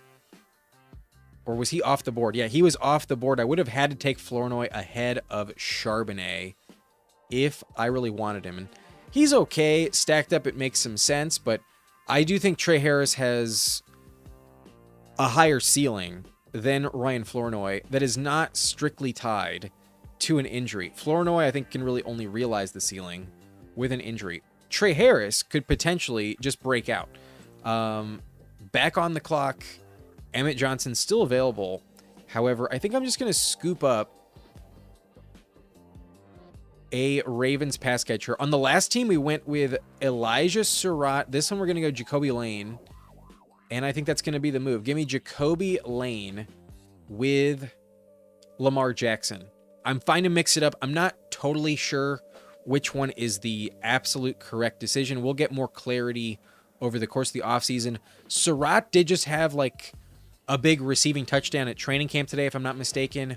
But Jacoby Lane, I think, can also deliver. We had, when I was on Huhaim's marathon draft, the guest after me was DJ Quill. I had one question for her. She's a Ravens fan. Which Ravens rookie do you think we should be taking? She opted for Jacoby Lane ahead of Surratt. So I'm definitely fine having bags of both. And today we get a little bit different. We go Jacoby Lane with Zay Flowers and Lamar Jackson. That's our Ravens bet on this one. But final click, I think I'm going to go running back here. And perhaps Marshawn Lloyd would cover my bases on Jacobs, but I don't think I want to do that. I want to think betting on Jacobs just being available is the right decision here. Ray Davis, definitely a name I have considered before. It's between Ray Davis, Jordan James for me. I think that is the move. And I think lately I've been clicking Jordan James a little bit more often. So today I will go Ray Davis. We had the James Cook, Josh Allen combo on the last team. Let's bet against it in this pointer. So, all right, here's the team. Interesting build. And let me know what y'all think. We go 2-6-8-2 with pick 8. We got Lamar Jackson stacked up. Dak Prescott also stacked up. Hampton, Josh Jacobs, Kenneth Gainwell, Jordan Mason, Charbonnet, and Ray Davis at running back. So a good enough build with the top 4. The risk factor with these zeros until they're not, I think, is all right. But Jacobs can't miss more than 6 weeks, I think. If he does, he probably might not be worth pick 41. But I think Gainwell and Mason can pay off their ADP and then some. So I think I just have good values. I like the running back room quite a bit. Receiver with the elite top 5 option in CeeDee Lamb. Flowers, very good, stacked up with BTJ. Should bounce back. Metcalf is solid, but honestly, I don't love the pick, even a little past ADP. If I wasn't a little underweight on Metcalf, I don't think I'd be dying to try and increase the exposure. But in all honesty, now that I've taken him, you might not see me take him again for a while. I am not that pro DK Metcalf. For the price, it just feels like Pittman is the better option in Pittsburgh. But Omar Cooper, let's hope for the best. A solid click. Above ADP, though, I've seen him fall. Maybe it was a reach. Trey Harris and Zachariah Branch. Also some late round flyers. Jacoby Lane, Kyle Pitts, Brenton Strange. Pretty sweet. Okay, in this lobby, Benny Jett was in here. So was ResDog, as well as T-Fall SP Dogs and Underdogs Anonymous. So let me know if you are a member. I'm not sure if any of y'all are members, but this is also the first draft of the night. And in the pointer, I'm also a little interested to see what my chances are. So let's take a look at Underdogs Anonymous. A-Rod here goes Jackson Dart, Tyler Shuck, and Malik Willis. Very solid. The 11 pick slide on Malik Willis. Pretty nice. Not bad at all. Bucky Irving, Ramondre Stevenson, Kyle Monangai, Aaron Jones, and Pacheco. Not the most exciting running back room. Right now, you kind of have to bet against a lot of other things to happen. Could get away with it, but like, yikes. A little bit scary. Not the type of running back room I would typically build. Just being honest. But could work if you're, if Bucky is healthier than we think. He might be an excellent pick right now. Ramondre, I'm not taking a ton of, but last year he was way more consistent than Travion. And then Monangai kind of needs an injury. Jones is likely to get hurt. And then Pacheco, if he doesn't have the Montgomery role, could be a terrible value at 147. Like, he could be going back-to-back with Tank Bigsby, and I might still prefer Tank Bigsby, honestly. So, Pacheco, hard to trust, but in Detroit, I think if he wasn't in Detroit, no one would ever take him that high. Jamar and Olave, pretty solid up top. Terry, a good number 3 with Pierce, Stribling, Tesla, Judy, and Malik Washington. Yeah, this is kind of the price you paid. The running back room is not the best, but also took Bowers early on. That definitely proves it. Past ADP, I don't blame you, but with Jamar Chase and Olave, no running backs in the first 4 rounds. Sometimes it's tough to come back from that. But Terrence Ferguson, I think the right decision on the tight end 2 in this team. I hope you're right on running back, because if so, it's a really fun team. The receiver room's elite. Quarterback room is really solid. And running back is just a big question mark. I'm not in love with it, but I respect the approach. I hope you're right on Ramondre. Gonna need it. T-Fall SP Dogs, absolutely in this lobby. Let's take a look at his team. We got a 3-5-7-3 right in the middle, pick 6 with Brock Purdy, Baker Mayfield, Bryce Young. Pretty legit, not bad at all. Is Bryce stacked up?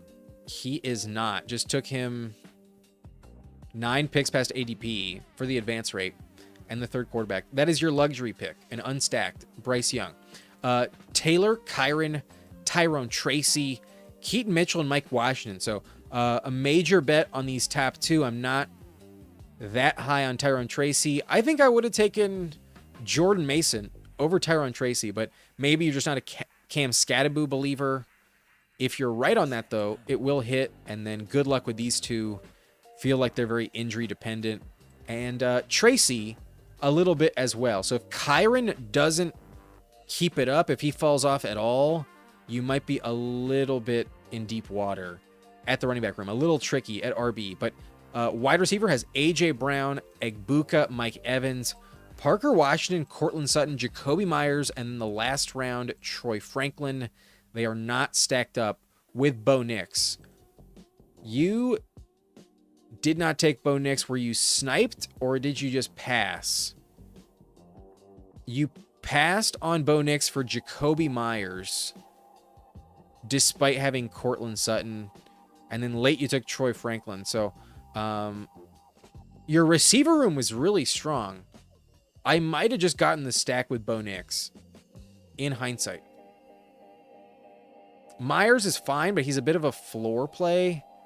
And as wide receiver 6, it's like, okay, he'll maybe hit your lineup sometimes, but there's also the argument that, like, he may just get boxed out of your lineup even with the spike weeks because of all the receivers you've already taken. So if there's one pick I'm not in love with too much, it's the Myers click, but mainly because I like some other, like I think Pittman over Myers personally, but Bo Nix with Sutton instead of taking Myers wide receiver 6, I think also is a fair argument as well. You took Baker in the next round, so that was a gamble. There was a chance you didn't even get Baker to come back to you. Could have gotten boxed out with the stack, but at least you did get Baker, so it is fine. The receiver room is really deep, you know, like the receiver room has no holes whatsoever, but Chigo Okonkwo, TJ Hawkinson, Pat Freiermuth, very solid tight end room. And then Hawkinson, not my favorite click, but 11 past ADP. Definitely worth it. Freiermuth, 8 picks past ADP. Good value overall. Evans also 10 picks past. Not bad at all there. So running back, good luck with the depth, but if the top 2 carry you, you're going to be fine. Perfectly fine, well-built team. Benny the Jet also in here. We got Jared Goff, Cam Ward, Daniel Jones. Pretty legit, no complaints at all, especially if it's stacked up. Javonte, Travion, a little early on Travion, but the ceiling that makes it compelling, I respect it. C-Rod, not worried about the foot injury I see. It's still a little early, but a little troublesome. Nick Singleton, Alvin Kamara, Emmett Johnson, Marshawn Lloyd. So the volume maybe to cover your ass with Rodriguez, but these 4 handcuffs could really struggle to see the field. The Lloyd selection could also just be a 0 once again. So kind of some fake depth at running back in all honesty. The 7th is perhaps a liability for the rest of the depth, perhaps. It's possible because you also have 3 quarterbacks. So that's already 10 picks. You only have 8 remaining. Okay, this I think is too risky. 5 receivers here. I don't think that's enough. You got Amon-Ra, London, DJ Moore, Addison, Pearsall. You at least need a 6th. I know you went early on it, but I mean, even just Marshawn Lloyd in the last round being a receiver, I think makes this team a little bit safer. Only 5, a little too thin. 3 tight ends. Nah, there's too many luxury selections. You don't need Stowers on this team. If you really want him, then get rid of Barner. With Tyler Warren, you only need 2 tight ends. You only need 6 running backs. You need 7 receivers, not 5. So don't love the team. Not in love with it at all. The only stack also is Amon-Ra St. Brown and Tyler Warren. Not in love with it. You have Singleton stacked up, but who cares? Good luck, Benny the Jet. Not in love with the team. A 5 receiver build is too risky for me. Resdog with Burrow, T-Law, and Bo Nix. He got the value on Bo Nix just because he couldn't help it. But he did say the T-Law selection was a mistake. He's got Chase Brown, Cam Scattaboo, RJ Harvey, J.K. Dobbins, and Jonah Coleman. So the dual running backs in Denver. I hope Jonah Coleman is... Actually, no, you have all 3. Okay. I don't think I want to take all 3 Denver Broncos on the same team. Is this you? Sustainable construction. Is this you? I don't love the running back room. I like where it starts, and then I think you lose me with Dobbins, and then the Coleman triple down here. A little too much, but you're Ben Viet. Okay, never mind. Are you in this one? I don't think so. Oh no. Oh, right. We just reviewed Benny the Jet. Yeah, the 5 receiver build, bro. Very, very interesting. All right, my bad. Let me get back to this team. I would never take all 3 Broncos on the same team. Jefferson, T. Higgins, though, Jordan Tyson, solid top 3, but Hunter is the 4th. Major gamble. He has to work out. Trey Tucker, Ted Hurst, Elijah Surratt. Major reliance here on Hunter, Tucker, and Hurst. The rookie breakout's going to be critical, but the top 3 might hit your lineup enough Tyson better deliver, though. Kind of a risky receiver room on this one. But Kincaid, Gunnar Helm, and Dawson Knox. The Dawson Knox selection with Kincaid. Also a major luxury pick. Not in love with this, personally. Like, if you're ever going to take Knox, I think the argument for it is like a pure fade against Kincaid. So on the same team, not my cup of tea. I think you overcommit to the Broncos running back room and the Bills tight end room. That's my take on it. So if the rest of the teams are like y'all, honestly, I actually kind of like my chances too. I like my team the more and more I give it context. I think I'm very balanced. I like my chances. I like the advance rate capability of my team. Going with the elite quarterback, as long as Lamar delivers, I think I'm in business. So a fun one to draft, definitely solid. And I think we are ready to draft our third one. We're going to do a field general. I'm going to catch up with the chat. I'm going to fill up my water bottle. We will hop into the lobby once I catch up. What's up, Zero? How we doing? It says no limits. No limits. Texas Hold'em. Haven't seen that yet from says Danimal. Is that in regards to maybe the Elijah Surratt touchdown, perhaps? That's my guess. But lost me with Dobbins, regained me with Coleman. Are you a believer in Jonah Coleman, Zero? I think in best ball, fading Dobbins kind of makes some sense because we all expect him to go down and he's not going to be healthy in the money weeks. So for that reason, maybe I understand it, but that's kind of the only reason why I think Dobbins isn't worth his ADP. He's a good floor play, but he's not a major spike week guy. Like, best case scenario, you get 100 yards and a touchdown at a Dobbins, maybe one catch.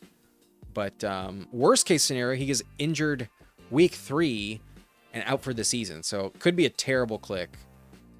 Could be terrible, but you never know on either side of the coin. What's up? All right, so Julius was Res Dog. We did review Breaking Best Ball as well. Julius was playing for a running back injury, I guess. Danimal says I got the best team. I hope so, but I'll take second best as well. Dawson Knox is a great value for the last pick. Yeah, but doesn't he like kind of need the injury though to Kincaid? I don't like taking both of them. It seems like not a YouTube channel 1, 2, 3. We might have some opposing takes. We might disagree on a few things. Seems like you're a decent Chuba fan. I believe that was you. I'm a little faded. Sorry if it was not. But seems like we've had some contradictory opinions tonight. So appreciate the pushback. Always good to have a differing opinion. Zero says, I like Coleman more than Dobbins. Dobbins not hitting my lineup without that touchdown.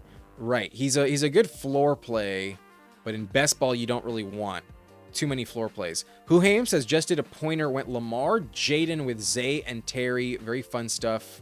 Nice job. Very, very sweet. We had the Lamar Dak Prescott with CeeDee Lamb and Zay Flowers. But Minnesota Motor Madness, what's up, bro? How we doing? Thanks for hopping in. We're about to enter a field general. I'm going to give y'all a little countdown, and we will hop in 10, 9, 8, 7, 6, 5, 4, 3, 2, 1. Let's go. We had it up on the board. The lobby insta-filled, and y'all are quick on the trigger. So this one should be a major friends and family. We got Niners fan 05 at the 111, Zero in here at the 109, TD Vulture at 108.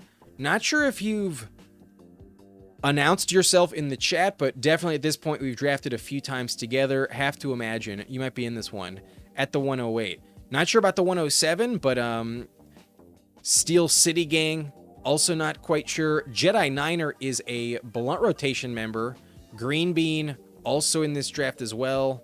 Yo, whoop whoop, Jedi Loco in the house. Huhaim's also a member, friend of the channel Fun to be drafting with Huhames in this super flex lobby, and then not sure about the 101 or 102, but KB Degen Sports. Got to be frequenting these lobbies pretty often. So this contest is about to fill. Happy to hop into this field general. I'm going to grab some water, though. I'll be right back.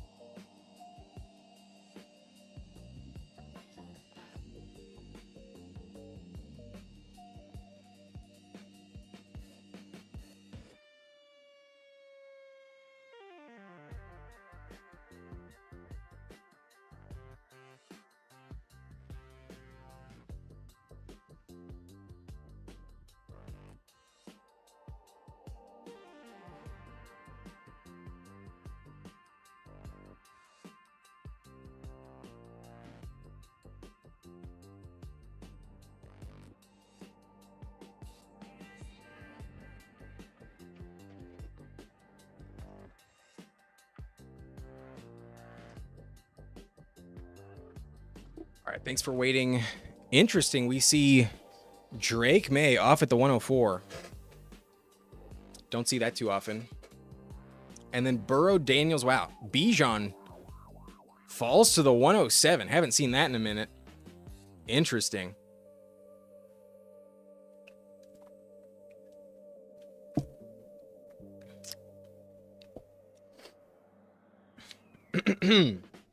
Zero said I did a field general with positional limits earlier and it looks better than my regular ones. That's kind of funny. If you have your own ranks in there, though, not bad, but did you just go with ADP on auto, or did you actually set the rankings ahead of time?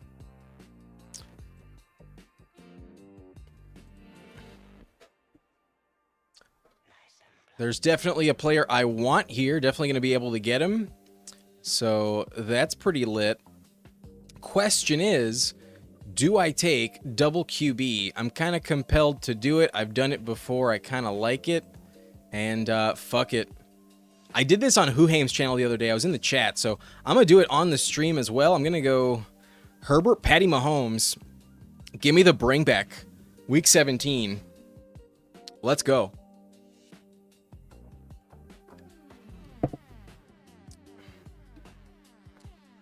No ranks, just ADP. I'm happy to... I did you proud, Pepper Tony. I did you proud.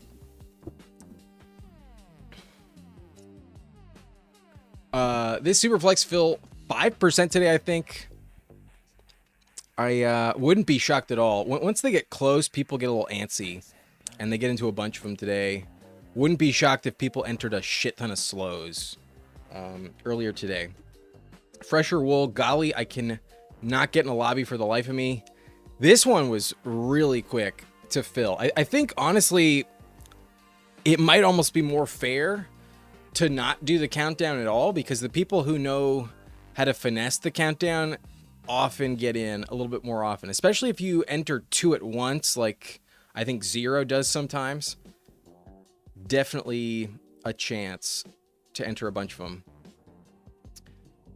More so than other people, but that's where the notifications come in handy. Being in the first draft of the night definitely does help, but hard when there are 60 watching. People struggle in mine now too.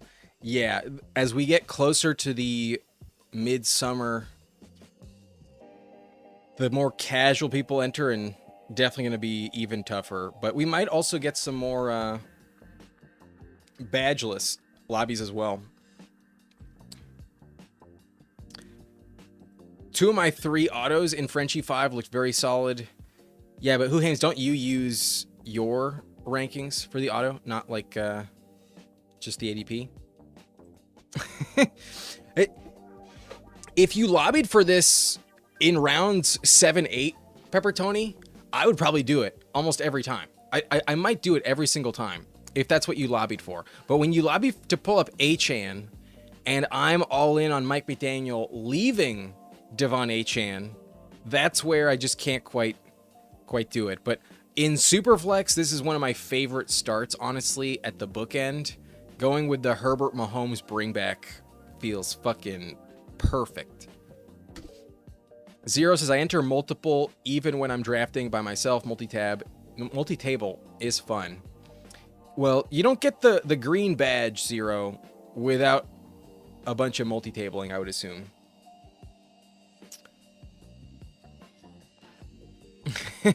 You're with my robot, Hartman. I'm testing some shit. Hartman says I'm cooked.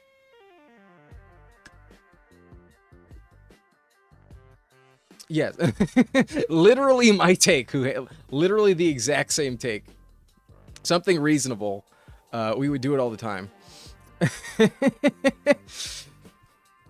I feel like this is like Mr. Burns speaking. Like some old man that's like decrepit, but like also like a billionaire, you know? In your Mr. Burns voice, you're telling us, you'll learn. You'll all learn. Ever in Flux, I snagged an Allen Cook dart start yesterday. Was pretty happy with that. That feels pretty solid. Jackson Dart with Josh Allen. Two excellent running cornerbacks. But if y'all know what I'm trying to do, then you already know what's going to happen here. Fuck yes. Not even a question. Herbert Mahomes, Hampton Ken Walker, double QB-RB stacking combo. Let's fucking go. If I can get the trifecta, I'm going to be so happy. How do you enter multiple drafts? Asked Keith. When you enter... here, let me show you. I'm not going to do it, but I'll show you on a separate tab here.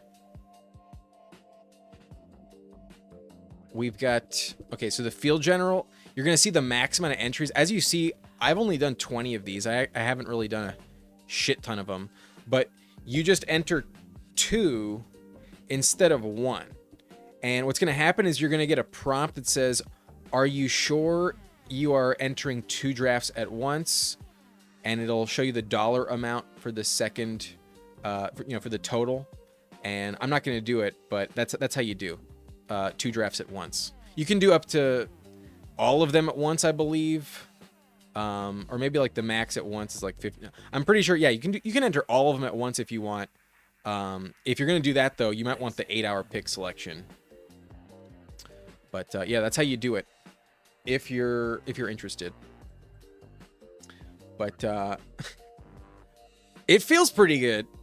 It feels pretty good. Who Ham says I got Baker back in the 4th with Jaden Herbert Hampton earlier. It felt really fun. Baker in the 4th. Damn. He goes pick 28 in this one. Pretty nice price there. That's for sure. A crazy fall.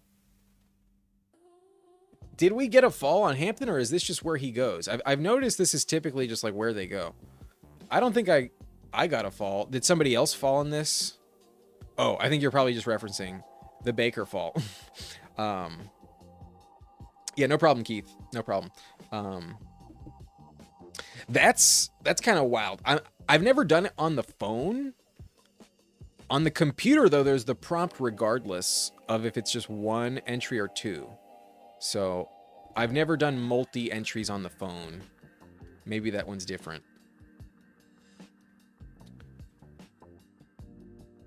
Appreciate you, Chad. Thank you for taking Derrick Henry. Appreciate you very much. I will try not to snipe you on a Chris Olave or, Colston Loveland, Roma Dunze, something like that. I'll try and return the favor if I can, but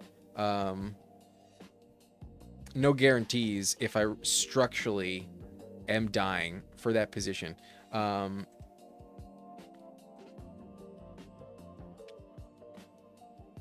Who Haim says might have fumbled the bag. You never know. It's still too early to really know what's going to work, what's going to hit or not.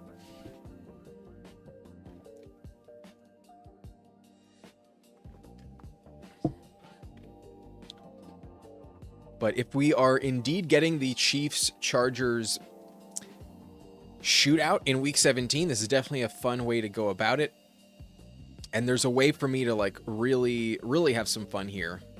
But if I had to guess, I don't think I'm getting both of the the other stacks. I mean, if you really want to let me have a good time here, Fish and Niners fan, maybe Chad is gonna gift me again. But like I said, I will allow you to have Olave.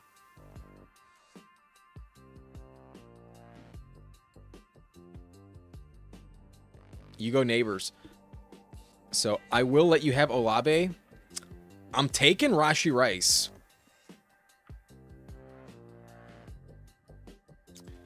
And then you might say it's early, but I'm also taking Ladd McConkey. This just feels like it's just what I have to do. This just feel. I should have gone Ladd McConkey first, honestly. That's what I should have done. But per ADP, it's the same. Let's just commit to the bit, right? This is just what I have to do. Herbert, Hampton, Ladd, Mahomes, Walker, and Rashee. Let's fucking go. Balls to the wall. I hope I'm making Huhames proud. I am drafting just as many Chargers as I am Chiefs. I'm ensuring that Huhames doesn't get a single Kansas City Chief on his team. And you know, Everton Flux, I'm packing a bowl. If we're going to have this strong of a team, we're definitely taking a rip. The dankest of herbs is paired with a Patrick Mahomes. Should we just go for it? Should we just full send it? I think it's reasonable to maybe stop at this point.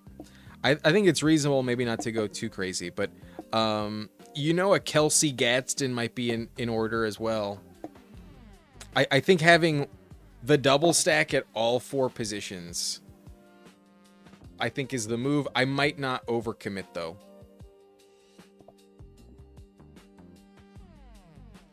But Huhames, I think you can land 10 Chargers and 10 Chiefs. Let's see.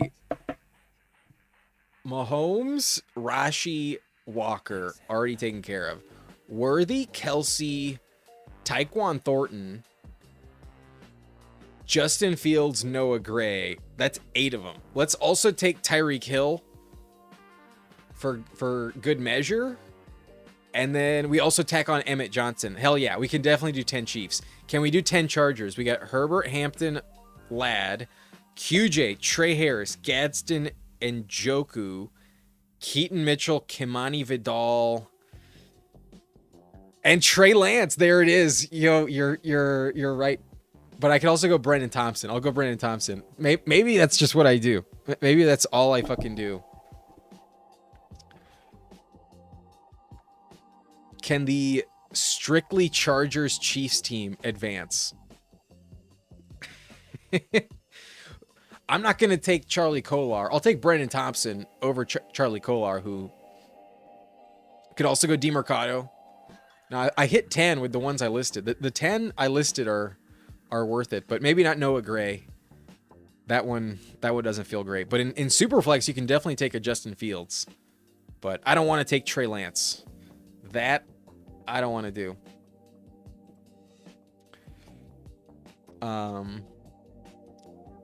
10 Chargers, 10 Chiefs is the move.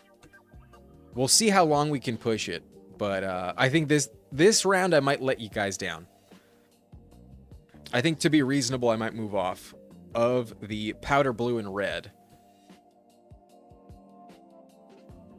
We'll see. Time for Worthy, Kelsey, Johnston, Harris. In Superflex, no. 4 QBs is actually like the sweet spot, in my opinion. I think I'd rather have 4 QBs than 3. A Cyrus Allen. Haven't seen that sighting yet, but I don't think I'm going to do it. Luther Burden goes there. Yo, we could take Chuba. We could go Chuba, but I don't think I'm going to go Chuba. Not sure about that. I'm going to take my boy Rico, honestly, over Chuba. And then I think I will go Adams.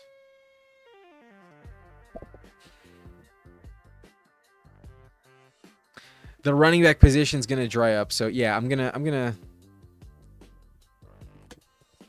just go Rico Dowdle. My running back room would be so fucking bad if I went 10 Chiefs, 10 Chargers. Not going to do that. Yeah, with the Chargers, it's easier to hit 10 players that are reasonable. Like, other than Brennan Thompson, they're all drafted. There's literally like 9 Chargers that are taken in the Underdog ADP.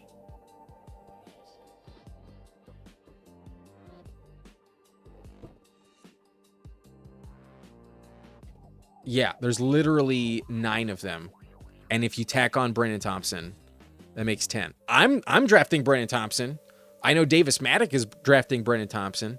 The man runs a 4.26. I think you should be drafting Brennan Thompson. So we should make it 10. We should legitimately make it 10 Chargers off the board in the first 18 rounds. Take Kareem Hunt as well. Yeah, that's the trifecta for sure. Keandre Lambert-Smith. You know what's crazy?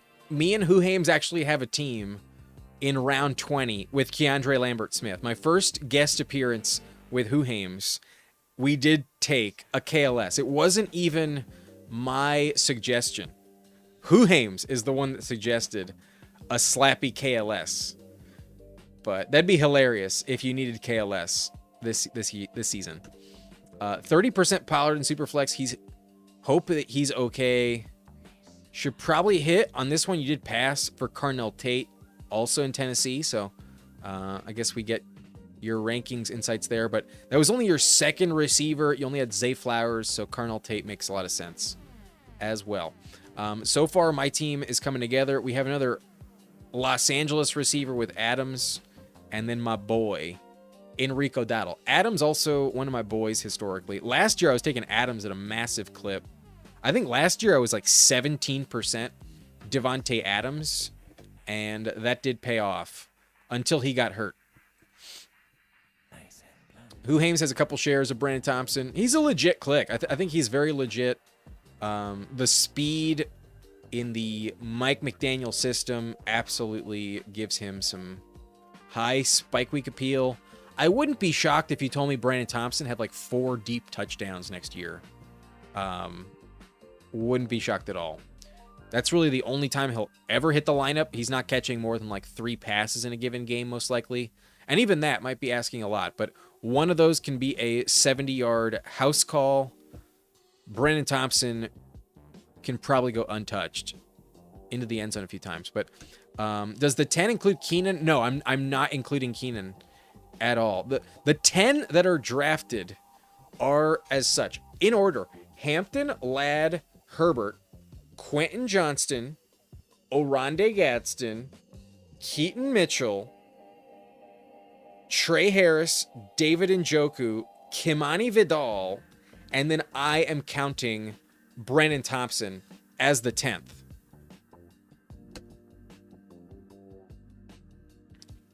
Yes, it was pre-draft. Yeah, don't get it twisted. It was not after Brennan Thompson was selected. Pre-draft, of course. Also round 20. But Brandon Thompson a little bit more interesting in round 20 as opposed to round 18. All right, I am on the clock and I can perhaps pull up QJ if I really want, but running back is kind of running out. I'm going to go with Jonathan Brooks here, RB3.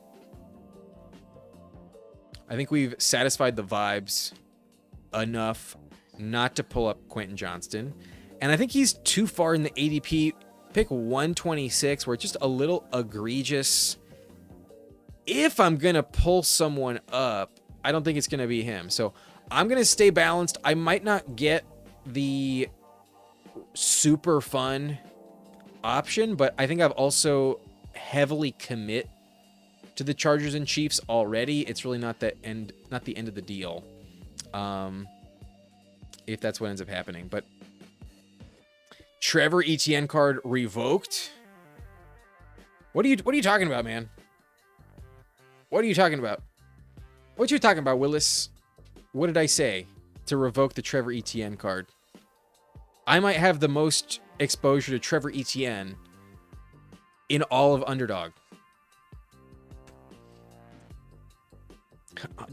Huhames also has Brandon Thompson pre-draft as well. Not bad. I definitely did not have him. I'm a bad influence. It's fine. Only a little slappy. Sidekick has been suggesting Charlie Kolar as well. Fuck that.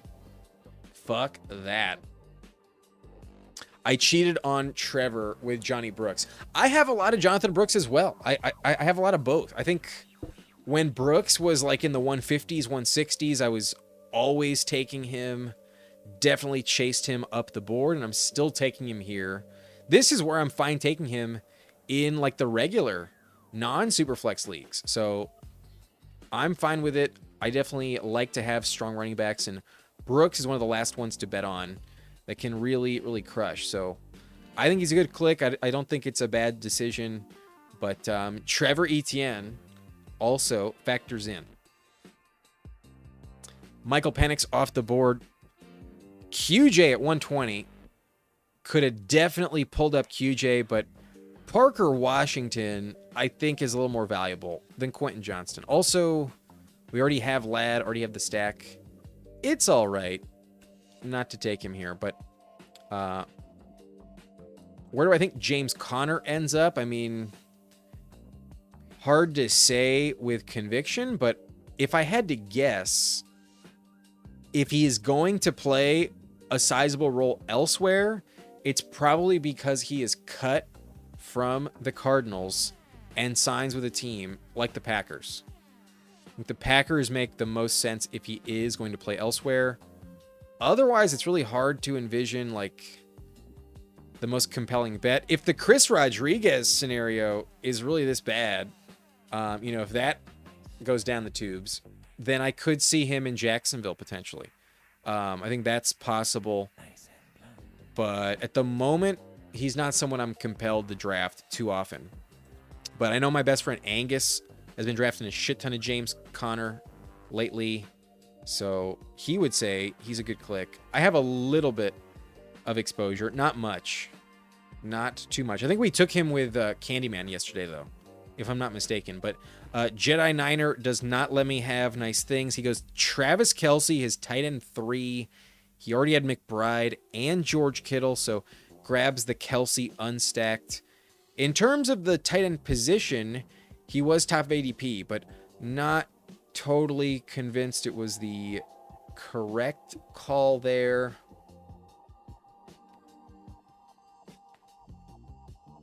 However, Xavier Worthy is still on the board, so saves me from going double Kansas City. I'm going to commit to the bit, though. I will take Xavier Worthy, but do I fully commit and pull up Oronde Gadsden? His ADP is 151, and my next click is 156. So I kind of need a tight end, but in all honesty, I'm willing to push it. I'm willing to believe that for the memes, those of you watching in this lobby are willing to let me have him. So instead, I think I'm going to go for straight upside. I'm going to go with Isaiah Likely and gamble that Gadsden makes it back.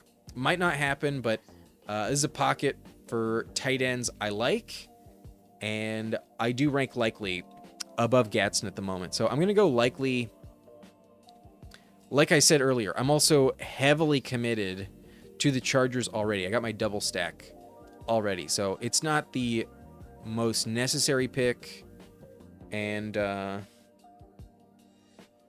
there's going to be a chance that Gadsden makes it back. So let's take a gamble. Let's go for it. Huhames is actually at $58, 2.8% of Thompson pre-draft. That's probably too much. $58. That's kind of a surprise. You have 4 UDFAs and then like 5 big board teams. Damn.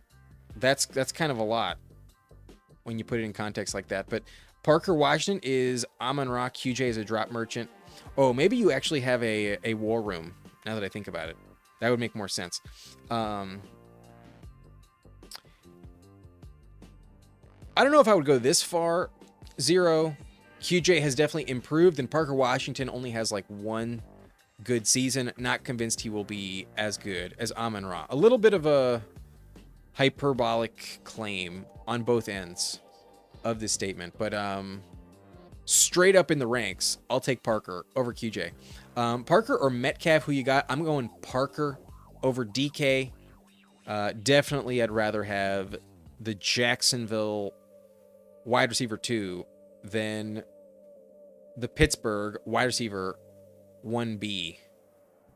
If Parker gets utilized like he did the last 8 games, I could easily see him be a top 10 receiver. I don't think he'll be used the same way. I doubt it. That's, I think, asking a little too much. Don't think the C-Rod is that bad, to be honest. I'm not going to panic over it, but definitely there is some cause for concern. There's a chance it could really be bad. Parker Washington is Travis Fulgham. Fulcrum. Some asshole taking all my Chiefs. Why did I join this lobby? I mean, it's not just me. I didn't take Kelsey. You didn't even take Kelsey, bro. You could have taken Travis Kelsey. Did you think you were getting worthy at 142? Not today, bro. You know what it is. You know what the bring back is. Unfortunately, you're not on this side of the board to snipe me at a reasonable ADP. And then also, unfortunately, I'm at the bookend, so to reach 20 picks is justified. Yeah, it has to be a war room, definitely. Never gonna see those dollars back. 110 on Ayuk pre-draft. Yeah, that's quite a bit. Just quoting. QJ, very solid starting NFL wide receiver. He's solid. Yes, he's solid. He was drafted to be great. He was a bust. Now he's solid, and he's all right. He's aight. He's not special, but is Chad gonna let me have it? Chad doesn't have a tight end. He also only has 3 running backs. I think you need a running back. Oh, you go Juwan Johnson. You sly dog. You let me have him. Thank you. Thank you very much. The pick is in already. I'm taking Gadsden here. No doubt about it. Question is, what do I go with on this next pick? Running back is kind of gross, so I don't think I'm going to do that. I could go Carson Beck for some fun, for some memes, for the vibes, but I think I'm going to go with Hunter Henry because I don't think Shakir helps me as much as Hunter Henry. The tight end room I've built so far is a rather spike week prone room, kind of inconsistent production, but can definitely pop with like a 20-point game here or there, maybe multiple touchdown games for all 3 of these guys at different points in the season. So I love this pocket of the draft, rounds 12, 13, 14. I think is truly the sweet spot at tight end value. If you're not getting one of the like truly elite ones, I think these are the spots you want.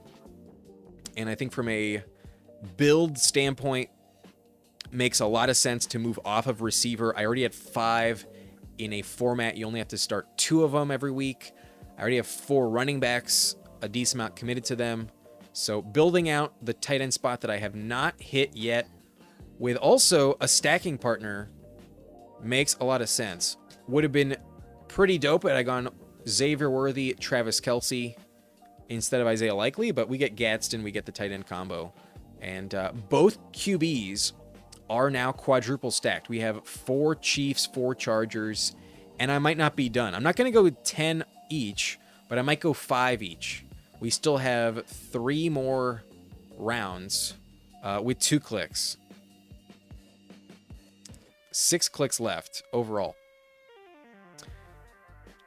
Keith is saying lots of talk about the Jags using more 12 and 13 personnel. That'd be very good for Strange if that's the case. They don't really have the tight end depth, in my opinion, to really trust 13 personnel. I think 13 personnel for the Jags would be fucking crazy. They have way too many wide receivers to lean on 13 personnel, in my opinion. If they do, that would kind of feel shocking, given how much money they spend at the receiver position. They do have some cheap young contracts, but they also paid Jacoby Myers a decent amount. And then Travis Hunter needs to develop. So that'd be kind of surprising if that's what happens. 12 personnel, I guess. The league is kind of pivoting in that direction a little bit. So that makes sense. But the Jags, you would think, profile as one of the heaviest 11 personnel teams in the league, given their roster at wideout. But Ayuk got to be off your board at this point in time. QJ and Gadsden going to eat in the Mike McDaniel system. I sure hope so, but I think I trust Ladd a little bit more than QJ. QJ, though, has back-to-back seasons scoring the most touchdowns in that offense in the passing game. So QJ definitely a good pick at ADP, in my opinion. Just got Burrow at 70 and Jaden at 75, stacking them with Chase and McLaurin. That's dope. That's pretty lit. Fuck it. I'll go. Nah, I'm not going to go Emmett Johnson, actually. Probably a little too much. We do have Kenneth Walker, so let's bet that he stays healthy. Nick Singleton getting some interesting camp reviews, participating in team drills with the ones a little bit, and I am willing to take him here on this team. I'm willing to get a little bit different. And then here, we're going to take Trey Harris. We're going to definitely commit with Trey Harris. Absolutely. Give me Trey Harris. 4 clicks left. I'm going to need 2 more quarterbacks, but I think I'm done at receiver possibly. Nice. I'm done at tight end, and I might only take 1 more running back. I could take the 7th if I want. But so far, I think it feels pretty strong. We got Hampton, Ken Walker, studs, Rico Dowdle, Jonathan Brooks, really good values, will win the job. Both better than Chuba Hubbard. And then Nick Singleton as our 5th. Not bad at all. Who Hames says I'm about to ruin this team, and that had to have been before the Carson Beck selection. So good luck. You do have Michael Wilson. I suppose it makes some sense, but you're definitely going to need some good luck there. You are back on the clock. You go Jeremy Bernard, a very fair click at 190. Everin Flux, a Jacoby or BTJ trade would make a ton of sense for them. That's where if one of them was going to get traded, I would assume it's Brian Thomas Jr., not Jacoby Myers. They just traded for Jacoby Myers and then paid him. That's why I was kind of willing to believe the BTJ trade rumors all offseason. There's still part of me that believes there's a chance it could happen, but odds are they know their chance at winning a Super Bowl involves BTJ. He's still too young to give up on, and maybe you could fetch a first-round pick for him, but still, he might be way too good. You might be moving off of him way too early. He had 1,200 plus yards his rookie year. Any pointers tonight? Pointers are making my nipples perky. We already did a pointer, M. Stockton. Unfortunately, you missed it. I think this is going to be the last draft of the stream, so not tonight, but probably tomorrow. I think we'll definitely do one tomorrow again. But if you want to hit the rewind, you can check out that team. Honestly, I thought my team turned out pretty good in the pointer earlier on. Yeah, definitely agree with this, Zero. Singleton absolutely going to snatch Tyjae's chain. Tyjae not even going to be healthy enough to hold on to it. Tyjae is going to be limping around and stumble. The chain's just going to fall off. Singleton can just scoop it up off the pavement because Tyjae will not stay healthy. Tyjae can never stay healthy. All knew he'd look good in shorts. I mean, yeah, once you put the pads on, once he starts getting hit, we'll see. But Huhame's apparently not a believer in Singleton, apparently. But not a believer in Tyjae either. Once Pollard gets traded at the deadline, Tyjae Singleton duo, I don't think Pollard is getting traded. I think they're going to run out that contract. He was good enough last year where I think he's way better than Tajay, and Singleton rookie season really has to crush for them to move off of it. So I'd be kind of shocked if that's what happens. Quarterback, running back, I think is the move here. I don't hate a Mac Jones, but in all honesty, I think I'd rather have Flacco today. Flacco makes some sense. And then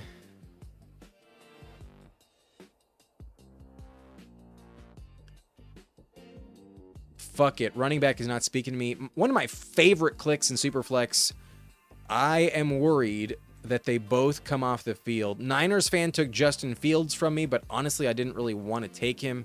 So kind of happy he wasn't even available. And I have to wait 22 picks. I could easily see round 19. Somebody scoops up either Flacco or Jameis Winston. So valuable backups. I think the starters have consistently proven they can get hurt and give the backups some runway. Jackson Dart consistently in the blue tent, and then for whatever reason, Burrow just can't stay healthy for all 17 games. So Flacco in Cincinnati was averaging like 19 points per game last year. Winston had a 30-plus pointer against Detroit.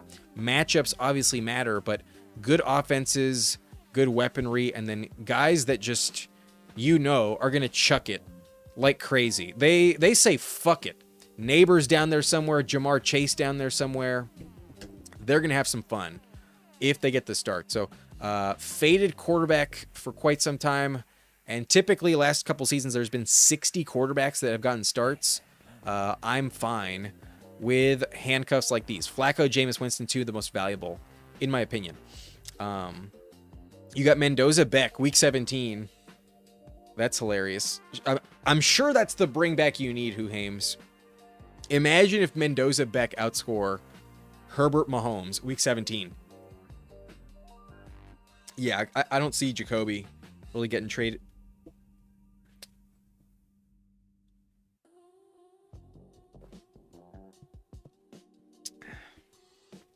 Brian Thomas Jr., Ladd had the same season last year.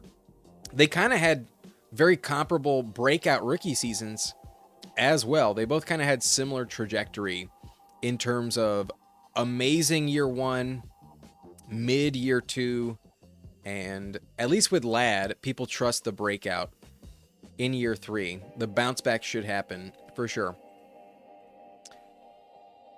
If they knew what they had in Parker, I bet they wouldn't have made that trade. I think they like having the depth, man. I think they're very happy with the surplus of receiver talent that they currently have. I don't think Liam Cohen is upset with any decision he's made. Only if they're not competing for the division. I think there's a chance that they can be close enough to 500 in an odd division. I think there's a chance they play out the full season. I'm not convinced they're not going to do that. They can just let him walk. I think they get a compensatory pick if he walks as well. Not a Tajay super fan, says Keith, but he has a defined role and should score points when Titans are behind in the second half of games. This is the thing. I'm not totally convinced that his role is fully defined. I could see him lose out to Nick Singleton. Flacco snipe was wild. Sorry, bro. I just think he's a good click. I knew he was not making it back, and I need 4 quarterbacks. I want the handcuffs. I did not get Fields, so give me Flacco, one of the best in the game. May or may not be 35% Singleton. That's a little high for my taste. I'm 32% Tank Bigsby, and I'm just fading Saquon with that bet. Late to the party, says Game Type, but smashing that like. Appreciate you. Another draft coming? I don't think so, Game Type. Not so sure. I am back on the clock. Running back, though, makes some sense. And we're going to take Trevor on this team.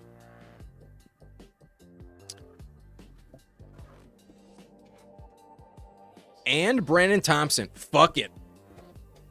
We're sending it. We have 7 receivers, and we have 3 Chargers among them. All right. going balls to the wall, betting on the LA Chargers and Kansas City Chiefs. This is a fun team out of the 12 pick, but Herbert at pick 12, Mahomes we pulled up, but who cares? This is going to be a less frequent combination. I also believe that the ADP is wrong. I believe that these two are the best quarterbacks left on the board when I was selecting. I passed on Dak Prescott. Big fucking whoop. I passed on T-Law. Big fucking whoop. These two have a bring back. That game's going to be a massive shootout. Love that matchup. Let's commit. In complete reckless fashion, a Herbert Mahomes stack. 12-13. Flacco and Jameis, two of the most valuable handcuffs in my opinion. Also reasonable bet. Their quarterback misses time. So quarterback room feels very solid. Running back, we get the running back stacks with Hampton and Ken Walker. Perfect. Just immaculate. Rico Dowdle, RB3. Jonathan Brooks, RB4. Singleton and Trevor Etienne. So a little bit risky down the stretch, but the bet on Brooks and Dowdle should work out. And then we have two top 10 options up top. So very solid. If we get Trevor Etienne to hit, because Brooks doesn't, then that could also be fun. Maybe Brooks carries me to the fantasy playoffs, and then maybe he gets injured, and then our boy Trevor is the guy you need in the final weeks. But honestly, I kind of forgot that I had Brooks on this team. The double Carolina, not always the way I like to go. I like to have one, not the other, more so than both of them. But fuck it. It's Superflex round 19. Worth a shot. Rashee Rice is stacked up. So is Ladd McConkey. We also pivoted, though. The depth is solid. I got Devontae Adams and Parker Washington. And then a full commitment with Worthy, Trey Harris, and Brennan Thompson. Also stacked up. So whichever Charger goes off against the Chiefs in Week 17, they're going to hit. As long as it's not Travis Kelce, I have every piece of that game I think you really want. But Isaiah Likely would have been nice to have Kelce, but still a good option nonetheless. And then Gadsden at 156. Glad I passed on him. He circled back. And then Hunter Henry right at ADP. A solid, flexible tight end room with high spike weeks, good floors, and high usage rate. The team is fun, but perhaps there's an overcommitment. Two Chargers. Let's count them out, though. Let's find out in full how many Chargers and Chiefs I have, because y'all were trying to get me to draft 10 each. Let's see. I got 1, 2, 3, 4, 5, 6 Chargers, and then 1, 2, 3, 4 Kansas City Chiefs. Half of my roster is just these two teams. Very fun. I'm happy about it. But Who Hames, his last 3 picks get wilder and wilder. He is also not just a mod, but a member on this channel. So we're going to review Who Hames' team. Let's take a look. He goes Lamar, Cam Ward, Mendoza, and Carson Beck. A little expensive, but still you did get Beck well past ADP. I'm not taking him, but I get it. He's probably on the field in the money weeks. He also might be on the field early on, but it has to be stacked to justify. You do have Michael Wilson. You got James Cook, Saquon, Kyron Williams, Tony Pollard, Alvin Kamara, and you're a Holani boy, George Holani at pick 214. Hilarious pick, but the top 4 look pretty good. I think you're fine with it. And then at receiver, we got Flowers with Lamar, Carnell Tate with Cam Ward, Michael Wilson with Beck, and then Wandale also with Cam Ward. Trey Tucker stacked up, Jeremy and Kendrick Bourne. Wow, Kendrick Bourne. Yeah, you got slappy as fuck there. And then Laporta, Dallas Goedert, Eric All. That's hilarious. That's funny. That's funny as fuck. Eric All. Wow, haven't thought about him since like week 3 last year. So George Holani, Kendrick Bourne, and Eric All. Now you're just trolling, but that's pretty funny. Regardless, though, without those 3 picks, the team's not bad. The team's not bad at all. And you did get big discounts on Mendoza Beck. Probably didn't overspend in full context.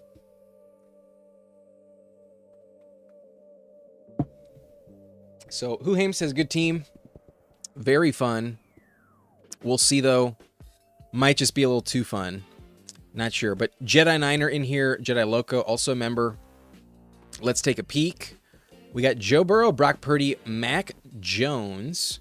So the double San Francisco, not bad, but Mac Jones kind of doesn't go over like 22 points.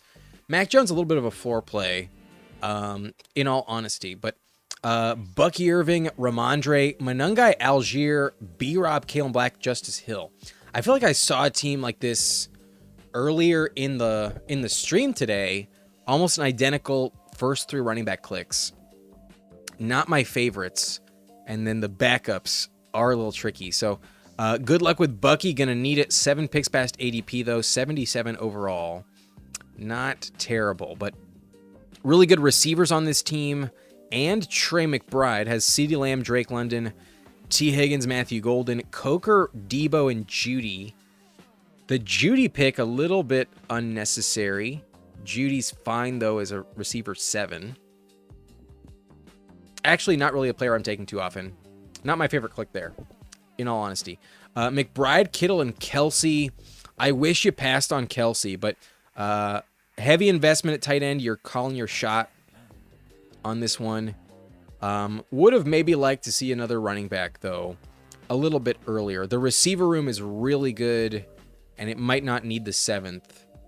Judy could be a different position, and wouldn't hate it. Wouldn't hate it at all. But did I snipe you on Flacco, or didn't I snipe 0? Seems like I've been sniping a lot of people on quarterbacks lately, and it's not intentional. It's just my rankings. I like these names. But 0 is also a member. He's in this lobby with us as well. Let's take a look at his roster. Malik Willis, Aaron Rodgers, Tua, and Jarrett Stidham with the glasses on. So the Bo Nix fade. Interesting. A major fade on the position entirely. Like, waited until the 4th round to take quarterback. Should have a very loaded flex roster up top. He has Taylor and Achane. Good running back room with Jacobs. Sampson, though, is the 4th. So waited quite a bit after that. Braylon Allen and Kimani Vidal. Not my favorite RBs 4, 5, and 6, but interesting bets if they do get the starting job. But not in love with the depth. The talent up top, though, pretty good. Jamar Chase on this team, pretty nice. He did have Chase, so yeah, the Flacco snipe. Sorry about that. It is what it is. You got Waddle, Chris Godwin, and Josh Downs.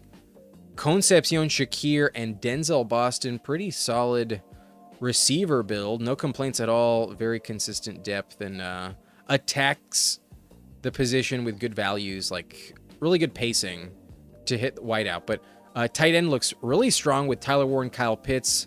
People are drafting Darnell Washington. I'm not doing it yet. I'm taking Freiermuth, but Washington did get the contract extension.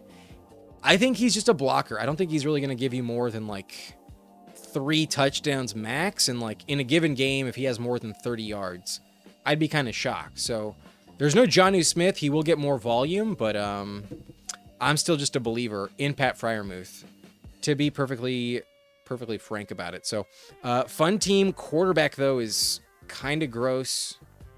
Quarterback not that inspiring.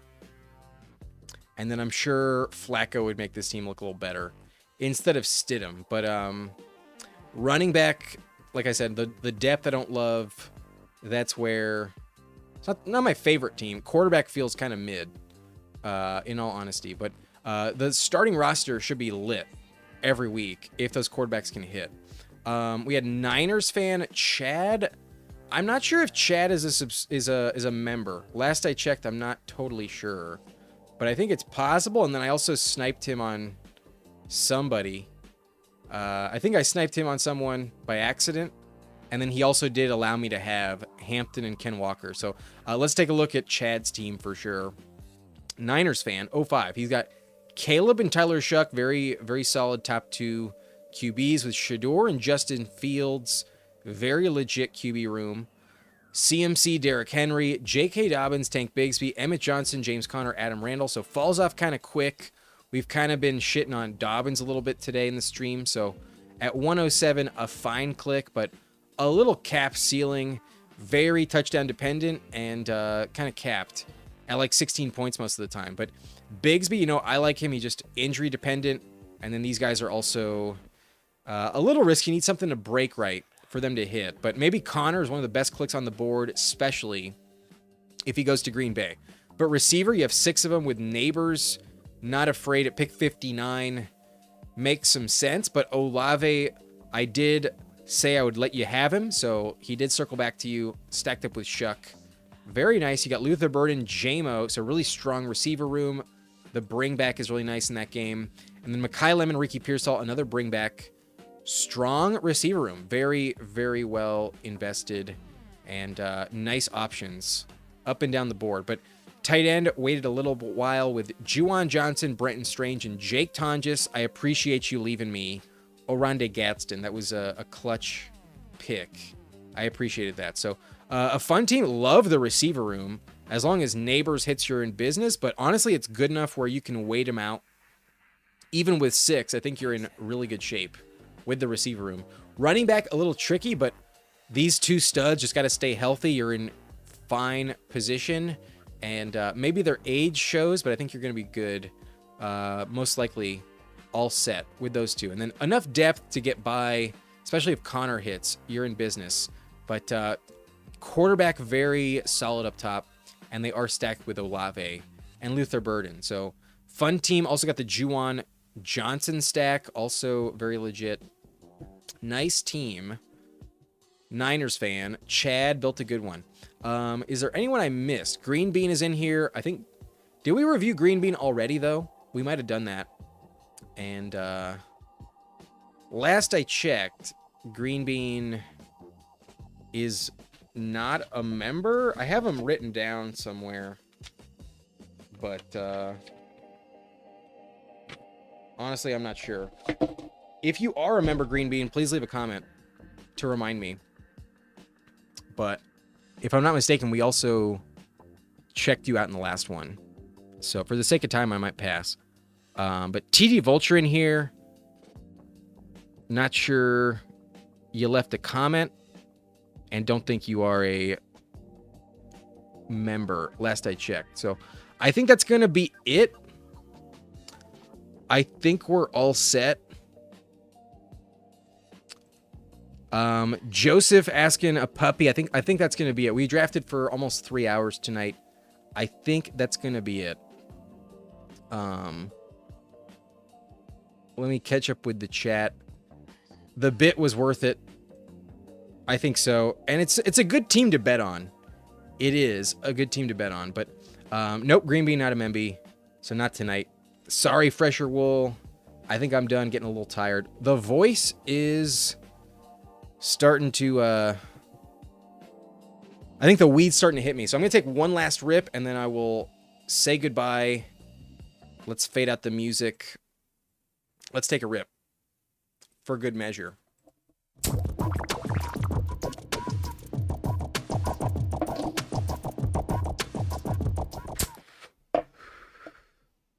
Peace out. Good night. Have a good one. Later.